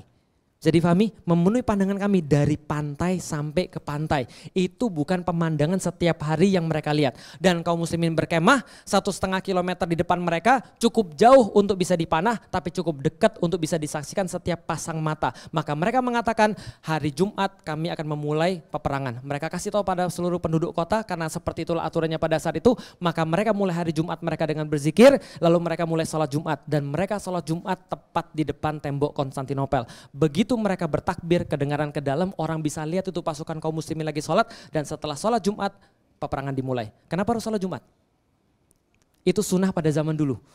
Peperangan dimulai pada hari Jumat. Kenapa? Setiap hari Jumat seluruh kaum muslimin meminta doa kepada Allah memudahkan pasukan-pasukan di garis depan. Makanya hari Jumat doain tuh saudara-saudara kita di Palestina, itu sunnah. Nah kalau gitu kita lihat mereka menyerang dari mana? Dari selatan, dari timur, dan dari barat. Menang atau kalah? Menang pasukan Muhammad Al-Fatih atau Konstantinopel? Pasukan sudah dikerahkan semua. Yang terjadi Muhammad Al-Fatih kalah total. Kalah total. 400 kapal habis hanya dengan 27 kapal. Kenapa? Diceritakan oleh para sejarawan di dalam kitab-kitab bahwasanya 27 kapal mereka itu lebih gede daripada kapal-kapal kaum muslimin. Seperti kayu dikerubutin oleh semut kata mereka. Karena kapal-kapal orang barat sudah jago. Mereka punya kapal galeon, kita punya kapal frigat. Frigat kecil itu loh, mereka punya kapal galeon, geli yang sangat besar-besar. Maka pasukan laut kalah. Pasukan dari sebelah utara nggak bisa masuk. Teluk Tanduk Emas ditutup oleh rantai yang sangat besar. Dan dari sebelah barat gimana? Kan ada meriam. Betul. betul, meriam ditembakkan. Sekali tembak hancur berantakan. Tapi baru ketahuan kelemahannya. Apa? Reloadnya 3 jam sekali. Nah, coba bayangin ya. Yang belajar fisika akan tahu ketika mesiu diledakkan dan kemudian batu gesek sama tembaga, itu kan friksi panasnya luar biasa. Sekali friksi panasnya, kalau itu terlalu cepat dingin, retak pecah. Kayak Anda naruh air panas terus air dingin gitu maksudnya, retak pecah. Maka mereka harus mengoleskan dengan minyak hewani supaya nggak cepat dingin. Maka 3 jam sekali baru bisa ditembakkan lagi. Itu pun nggak jamin pecah juga. Akhirnya reload 3 jam sekali. 1 hari 1 malam 1 meriam cuma bisa nembak 7 kali. Bisa dipahami sampai di sini? Nggak selesai-selesai itu urusan. Tembak hancur semen, tembak hancur semen, tembak hancur semen. Cepat sekali mereka membenahi tembok-tembok ini. Maka dalam waktu 2 pekan saja pasukan Muhammad Al-Fatih desperate. Kenapa? Bayangin ya, ingat ya, kalau Anda diserang sama orang yang nyerang itu musuh terbesarnya adalah waktu, orang yang di dalam musuh terbesarnya adalah logistik. Masalahnya adalah ini orang-orang di dalam mereka sudah siap logistik semua. Mereka sudah punya cadangan air cukup untuk beberapa bulan. Muhammad Al-Fatih bayangin 250.000 pasukan. Yang datang sini kajiannya berapa mas? 150, susah nggak mas ngasih makan 150 orang mas? Enggak dikasih makan. Yang berarti nggak susah ya mas ya. Kita bikin pengajian 100 orang aja ngasih makannya mikir. Ini ngasih makan berapa orang? 250.000 orang. Kepikir nggak? Maka pernah beli Turkish Delight. Pernah beli Turkish Delight? Itu makanan jihad. Karena orang jihad zaman dulu harus mikir gimana punya makanan yang pertama harus tahan lama, harus bentuknya kecil, kalau dimakan ngenyangin. Itu Turkish Delight. Paham ya? Jadi inovasi-inovasi yang dibuat untuk perang itu akhirnya memajukan industri-industri yang lain. Gitu kan ya. Nah, jadi itu adalah bayangin 250.000 orang. Al-Fatih ngirim sebuah aturan. 1 kambing buat 10 orang buat 1 hari. Bayangin kalau sudah 2 pekan berapa kambing sudah disembelih itu. Sedih bayangin ya, orang-orang jatuh sakit, orang-orang kena wabah, orang-orang pada mati ngelihat pasukan-pasukan habis sementara tembok enggak getar sedikit pun. Apa yang muncul kemudian? Suara-suara sumbang. Pulang aja yuk. Kayaknya bukan nasib kita deh. Abu Ayyub aja gak bisa bro. Padahal dia sahabat Rasulullah gitu loh. Siapa Muhammad Al-Fatih? Anak 21 tahun. Ngapain dia di situ?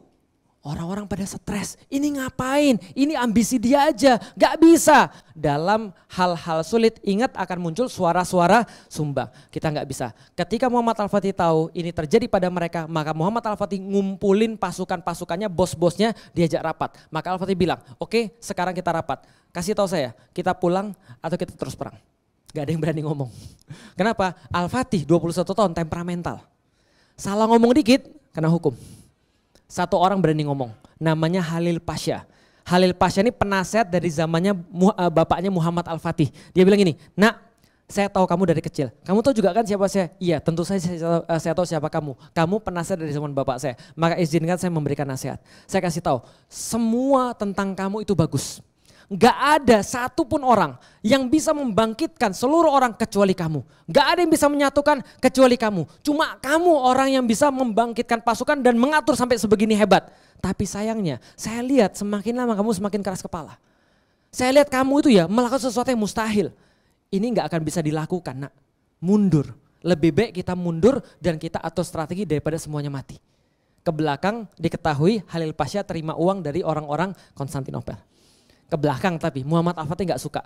Begitu mendengar kata-katanya dia gak suka. Sebelum selesai Muhammad Al-Fatih gak sukanya dan Muhammad Al-Fatih ngomong meja digebrak sama seorang mu'alaf namanya Zaganos Pasha.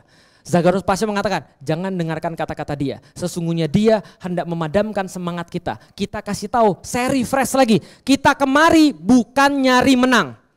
Yang kita cari adalah hidup mulia atau mati syahid. Dan keduanya sudah terpapar di depan mata kita. Dan kita tidak akan pernah kalah di bawah benteng-benteng dan batu-batu. Allah bersama kita. Siapa yang mau lanjut, kita nggak akan pernah pulang. Maka kemudian Al-Fatih bilang, oke kalau gitu lanjut atau enggak? Seluruh pasukan bilang, lanjut. Kalau gitu masalahnya apa? Masalahnya adalah ada problem nih. Ini nggak bisa ditembus. Coba lihat petanya. Nah ini nggak bisa ditembus nih. Di sini ada apa? Rantai. Di sini kapal-kapalnya keok, hancur semua. Di sini temboknya terus-menerus diperbaiki. Gimana caranya? Ada satu kemudian advisor bilang, Muhammad Al-Fatih, Sultan saya punya ide. Gimana Sultan? Gimana idenya? Idenya gini, kita kan sekarang kan dihalangi sama rantai nih. Oke, kita kan punya kapal nih. Lalu kemudian kapal ini bisa kita daratkan di sini. Ya kan ya. Lalu kemudian mau gimana lagi? Ya tapi ini juga agak susah sih. Al-Fatih bilang ini juga saya sudah pikirin dari semalam. Gimana? Al-Fatih bilang kalau kapalnya sudah kita daratkan di situ, kita tarik kapalnya. Lalu kemudian kita balik lagi ke lautan. Mudah bukan kata Sultan Muhammad Al-Fatih? Para advisor bilang ini, iya juga ya. Tapi mohon maaf Sultan, dalam kitab sejarah. Tapi mohon maaf Sultan, bukankah ini adalah bukit? 65 meter. Kata Muhammad Al-Fatih, iya tapi kan cuma 1,5 kilometer aja panjangnya. Tapi ini tidak pernah dilakukan sebelumnya. Muhammad Al-Fatih bilang, itu justru adalah elemen or surprise. Mustahil Sultan. Maka keluar quotes yang sangat luar biasa. Jangan bilang mustahil kecuali kamu sudah mati dalam mencobanya. Paham maksudnya? Nah, jadi kalau sudah mati baru mustahil. Kalau belum mati berarti masih bisa. Jangan bilang mustahil kecuali kalau sudah mati dalam mencobanya. Akhirnya diputuskan kapal-kapal akan melalui Bukit Galata. 21 April 1453 diputuskan kapal-kapal akan melalui Bukit Galata. Esoknya apa terjadi? 22 April 1453, 72 kapal pindah dari Selat Bosforus menuju pada Teluk Tanduk Mas dalam waktu 1 malam. Berapa kapal? 72 kapal dibawa pagi-pagi orang-orang Konstantinopel bangun kaget karena teriakan takbir dari atas Bukit Galata. Mereka lari naik ke atas benteng, mereka melihat yang mereka saksikan adalah sebuah pemandangan yang menghancurkan hati mereka. Kenapa? Kapal-kapal turun dari Bukit Galata menuju pada Teluk Tanduk Mas, 72 kapal turun dan mereka bilang Muhammad Al-Fatih orang gila. Orang-orang menjadikan ombak-ombak sebagai tempat kapal-kapalnya jalan, ini menjadikan bukit-bukit sebagai pengganti ombak-ombak. Maka mereka bilang Konstantinopel sudah selesai. Kenapa? Kapal-kapal masuk ke dalam tempat yang paling aman bagi kita. Itu pukulan mental luar biasa, tapi masih terjadi kemudian peperangannya sampai 27 Mei 1453. Tembok hancur besar. Kenapa? Ada seorang ahli lagi mengatakan, ahli dari bukan muslim, dia mengatakan kalian nggak pernah belajar ya bahwasanya ngancurin tembok besar tuh gampang. Gimana caranya? Tembak bentuk segitiga, tembak tengah hancur semuanya. Maka ada satu lubang yang sangat besar yang mereka buat oleh kaum muslimin pada tanggal 27 Mei 1453. Al-Fatih katakan berhenti semuanya berperang. Berhenti semua berperang. Kenapa? Lusa 29 Mei kita akan melakukan serangan yang terakhir. Kalau kita kalah, biar kita mati di bawah batu-batu ini. Kalau kita menang, kita memiliki kota ini. Dan aku tidak mau hidup kalau aku harus memimpin tanpa kota ini. Paham maksudnya? Maka kita harus kemudian serangan terakhir 29. 27 berhenti, 28 seluruh pasukan diperintahkan untuk berpuasa.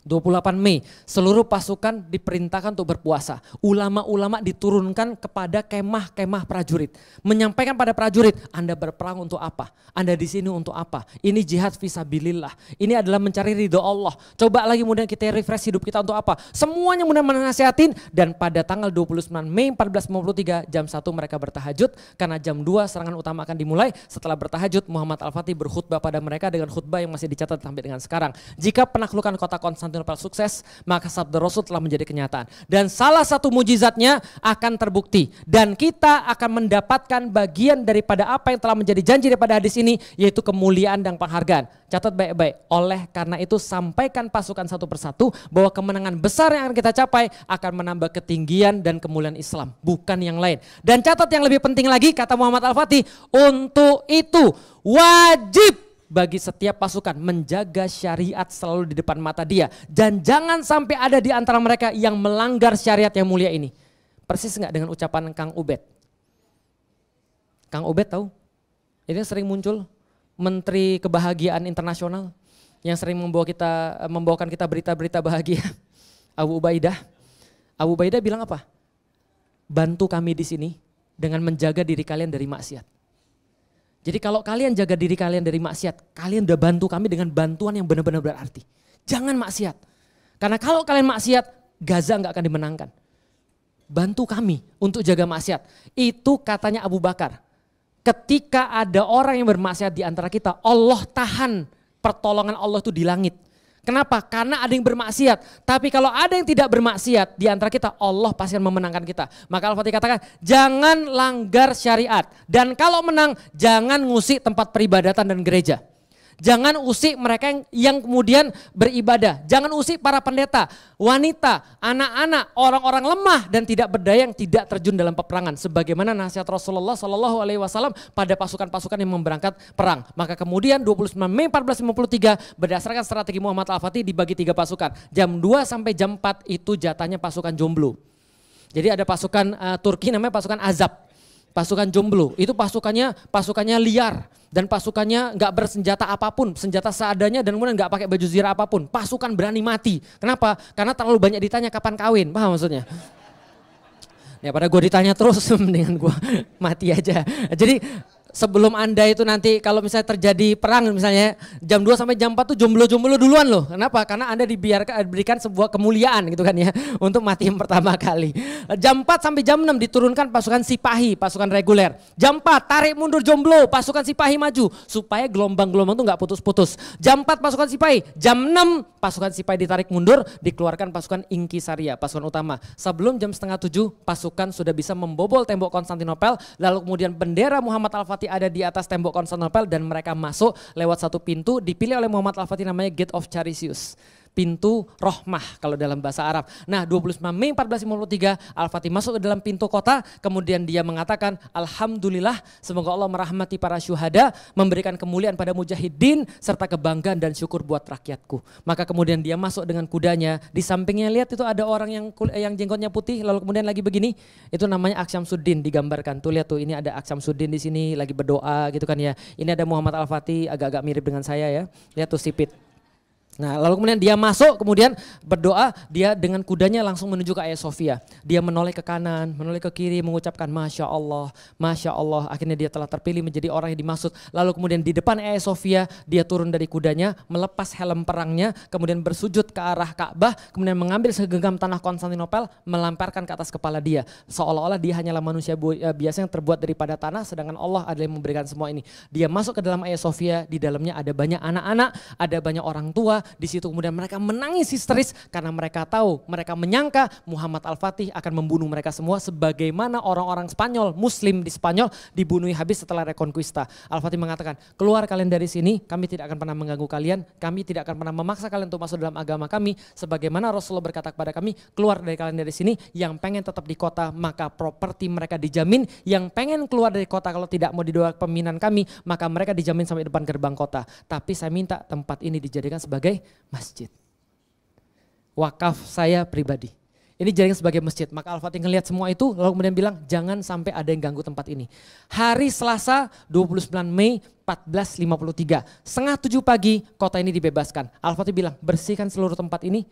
Pindahkan seluruh kemudian patung-patung yang ada, gambar-gambar yang ada ditutupi dengan lumpur untuk sementara, untuk ditutupi persiapan masjid, dibuatkan mihrab di tempat yang terbaik. Arahnya gereja ini ke Baitul Maqdis.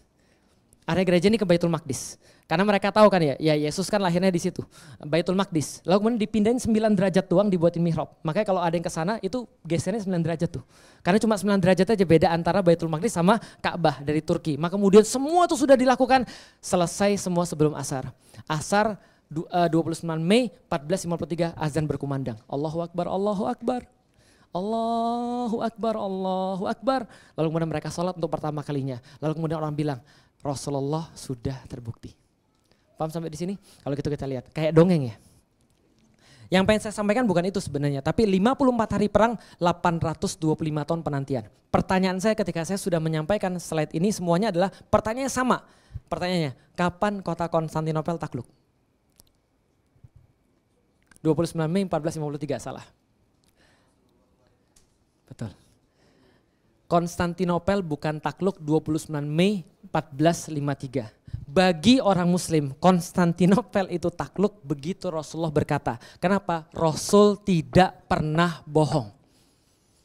Rasul enggak pernah bohong. Maka setiap yang keluar dari lisan Rasulullah itu kebenaran. Cuma belum tahu kapan. Bisa difahami ya? Maka Konstantinopel takluk bukan 29 Mei. Tapi kadang-kadang saya sering iseng mas.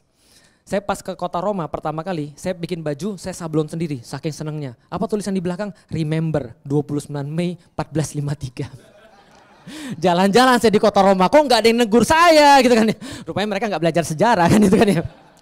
Oke, 54 hari perang, 825 tahun penantian. Semenjak kemudian Muhammad Al-Fatih mendengar ini, semua orang yakin bahwa Konstantinopel akan dibebaskan. Sampai kemudian 825 tahun kemudian, banyak yang terjadi. Sampai 825 tahun kemudian, 21 tahun, anak 21 tahun masuk ke dalam kota dan berkata, Rasul kami tidak pernah bohong. Apa rahasia mereka? Ini rahasia mereka. They believe in something that cannot be seen by eyes. Zaman sekarang Anda akan dipaksa percaya pada sesuatu di depan mata. Padahal di dalam Islam, mata itu beban. Serius, mata itu beban. Baca di dalam Al-Quran. Mata itu seringkali jadi fitnah. Coba lihat, kapan orang-orang nyesel ketika mereka pakai mata. Orang-orang zaman dulu dikatakan, Rasulullah itu berisra mi'raj. Mana? Coba tunjukin dulu. Rasulullah itu adalah Nabi Allah, tunjukin malaikat. Saya mau lihat itu laki-laki atau perempuan. Tunjukin kami Allah kayak apa. Pakai mata kan ya, itu fitnah. Maka kalau orang hanya percaya dengan mata, dia habis. They believe in something that cannot be seen by eyes. Mereka percaya pada sesuatu yang tidak dapat terlihat oleh mata. Contoh, tahu Sumayyah? Tahu Sumayyah? Sumayyah disiksa oleh Umayyah bin Khalaf. Yang punya dia, karena dia beriman pada Allah, dia disiksa. Teman-teman tahu apa yang terjadi ketika dia disiksa? Dia dicemeti terus, dia dicambuk terus, sampai kemudian disuruh bilang, ayo akui Lata, Uzza, Manat adalah Tuhanmu, bukan Allah. Ayo ingkari Allah, ingkari Allah. Malah diludahin kan orangnya. Setelah diludahin orangnya, Umayyah langsung marah, mengambil tombak, ditusukkan tombak itu dari kemaluan sampai lehernya. Tembus, enggak langsung mati sih, tapi menyiksa. Ketika tembus itu kemudian, Sumayyah kesulitan, Umayyah ketawa terbahak-bahak ngeliat itu, kemudian Rasul lewat pada mereka semua. Terus bilang, Sobron ala Yasir. Enggak nolong loh, cuma ngomong, Sobron ala Yasir. Fa innallaha mau'idukumul jannah. Sesungguhnya Allah telah menjanjikan surga bagi kalian. Tapi hanya dengan omongan itu, apa yang terjadi pada Sumayyah? Sumayyah bilang pada Rasulullah, ya Rasulullah, surganya sudah saya lihat. Surganya sudah saya lihat. Pertanyaan saya, matanya Sumayyah sama mata kita sama atau enggak? Sama. Lalu apa yang dia lihat? Yang dia lihat apa? Yang dilihat adalah dari pikiran dia. Bahwasannya Rasul pasti benar. Maka omongan Rasul bagi dia jauh lebih berarti daripada realitas di depan mata. They believe in something that cannot be seen by eyes. Nah ini kita lihat di depan mata nih. Kaum muslimin di mana-mana dibunuh gitu kan ya. Lalu kemudian mereka di mana-mana rusak. Yang terjadi. Nah, kenapa kita bisa menang? Karena ini, to look beyond the glory is the hardest part. Percaya pada sesuatu kebenaran atau sesuatu kemenangan adalah perkara yang sangat sulit. Padahal kita sekarang nggak lagi seperti itu. Maka ini yang kemudian kesimpulannya, kita akan berpikir, berusaha dan beraktivitas secara istimewa kalau kita yakin dengan Allah. Kalau kita yakin dengan pertolongan Allah, hope, yakin dengan itu, maka kita akan berusaha. Contoh, ada dua anak. Satu berkata, saya akan jadi juara se-Indonesia. Yang satu lagi berkata, saya akan jadi juara sekelas aja. Kira-kira siapa yang berusaha lebih kuat? Yang se-Indonesia atau sekelas? Se-Indonesia. Yang akan berprestasi siapa? Yang se-Indonesia atau yang sekelas? Se-Indonesia. Bisa difahami sampai di sini? Artinya orang yang keinginannya lebih besar, lihat ya, orang keinginannya lebih besar akan berusaha lebih besar. Orang yang berusaha lebih besar akan prestasi lebih besar. Sekarang kita mau coba nanya sama diri kita sendiri, coba kita balik. Berarti orang berprestasi karena ada usaha yang besar. Kenapa orang usahanya besar? Karena keinginannya besar. Pertanyaannya, gak usah dijawab sih, coba jawabnya dalam hati aja. Kalau menurut teman-teman sekalian kita tuh udah prestasi atau belum? Kalau misalnya nih kita belum berprestasi, kenapa kita belum berprestasi? Karena usaha kita biasa-biasa aja. Kenapa usaha kita biasa-biasa aja? Karena mungkin kita gak pengen apapun. Lihat ya, satu hadis bisa buat kejadian ini. Satu orang percaya satu hadis bisa membuat perbedaan yang sangat besar. Teman-teman sekalian, Muhammad Al-Fatih meninggal sebelum kota Roma takluk. Tapi dia membebaskan kota Konstantinopel usianya 21 tahun. Di situ 23 tahun saat, oke saya mau cerita. Saya masuk Islam umur 18 tahun. 18 tahun saya masuk Islam, begitu saya dengar cerita tentang Muhammad Al-Fatih dari ustadz saya namanya Fatih Karim. By the way, nama asli Fatih Karim bukan Fatih Karim, nama aslinya Haryadi. Tapi dia pakai nama Fatih Karim. Kita manggilnya Kang Ari, Kang Ari. Namanya siapa Kang? Nama saya Fatih Karim. Dari mana? Muhammad Al-Fatih. Saya tanya kenapa Fatih Karim? Dia ceritain Muhammad Al-Fatih. Saya bilang kalau gitu nama saya juga Muhammad Al-Fatih.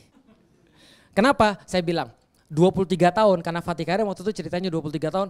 23 tahun Muhammad Al-Fatih menaklukkan kota Konstantinopel. 23 tahun Felixio menaklukkan kota Roma. Wah parah ini radikal sejak dini gitu kan ya. Saya bilang nggak apa-apa, namanya juga cita-cita, kan cita-cita kan nggak bayar, cita-cita kan boleh-boleh aja. Ternyata setelah umur saya 23 tahun, saya tahu bahwa saya, oh ternyata bukan 23 tapi 21 tahun. Ya tapi anyhow, saya belum bisa menaklukkan apapun. 23 tahun, saya belum bisa ngapa-ngapain, saya cuma bisa nikah. 23 tahun, alhamdulillah saya punya satu istri. 26 tahun saya pergi ke kota Roma. Ketika saya pergi ke kota Roma, ngapain? Survei, paham ibu sekalian? Survei kota Konstantinopel. Dan setelah itu, setelah survei, saya bilang sama istri saya, Dek, kalau kita punya anak, nama anak kita Muhammad Al-Fatih. Kenapa? Karena kalau enggak bapaknya, minimal anak kita siapin untuk membebaskan kota Roma. Itu pasti terjadi. Lalu kemudian istri saya bilang, sepakat. Maka saya ceritain tentang Muhammad Al-Fatih dari tahun 2008. Sebelum saya punya bukunya 2011. Seluruh teman-teman saya anaknya namanya Muhammad Al-Fatih. Tapi beda-beda, teman saya Mas Cahyo itu nama anaknya Muhammad Fatih Ridho. Alasannya biarin banyak Al-Fatih, tapi cuma anak saya yang diridhoi, yang lain tidak. Teman saya Muhammad Fatih Al-Awwal, biarin banyak Muhammad Al-Fatih, awalnya dia, yang lain nyusul. Saya bilang kalau gitu saya punya anak nama siapa lagi. Akhirnya saya nggak tahu punya anak siapa, akhirnya anak saya yang pertama lahir 2008 perempuan, jadi nggak saya kasih nama Muhammad Al-Fatih. Anak kedua saya laki-laki, akhirnya saya kasih nama Sifar Muhammad Al-Fatih 1453. Jadi anak saya punya angka tuh. Oh Ustadz kan bukannya nggak boleh Ustadz di Disduk Capil untuk punya angka. Itu sebelum anak saya lahir. Sesudah anak saya lahir.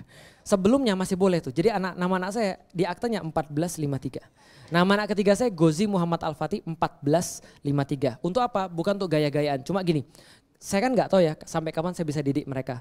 Tapi suatu saat nanti kalau saya sudah mati duluan misalnya, atau saya sudah nggak ada duluan, nanti mereka nggak usah tanya sama ibunya, mereka nggak usah tanya sama bapaknya, mereka cukup ketik di internet 1453, mereka dapat kisah ini. Dan mereka akan tahu pada satu masa, satu orang pemuda begitu besar mengubah dunia. Sampai kemudian 1453 semua orang yakin Rasul itu pasti benar. Dan mereka nggak anggap remeh. Teman-teman tahu, setelah menaklukkan kota Konstantinopel, ini orang nggak berhenti. Terus menerus kemudian melakukan penaklukan sampai akhirnya dia bisa menaklukkan kota Otranto. Otranto itu kalau seandainya bentuk Itali, semenanjung Italia itu kan kayak kaki ya. Otranto tuh kayak di mata kakinya itu loh. Otranto sudah ditaklukin, dia siapin pasukan yang jumlahnya jauh lebih besar daripada pembebasan Konstantinopel. Semua orang nggak ada yang tahu di mana. Dia ditanya, kemana nih pasukan akan diberangkatkan? Dia bilang, kalau jenggot saya tahu nih, satu lembar aja saya cabut, saya bakar. Karena nggak boleh ada yang tahu. Tapi ada orang yang tahu. Siapa yang tahu?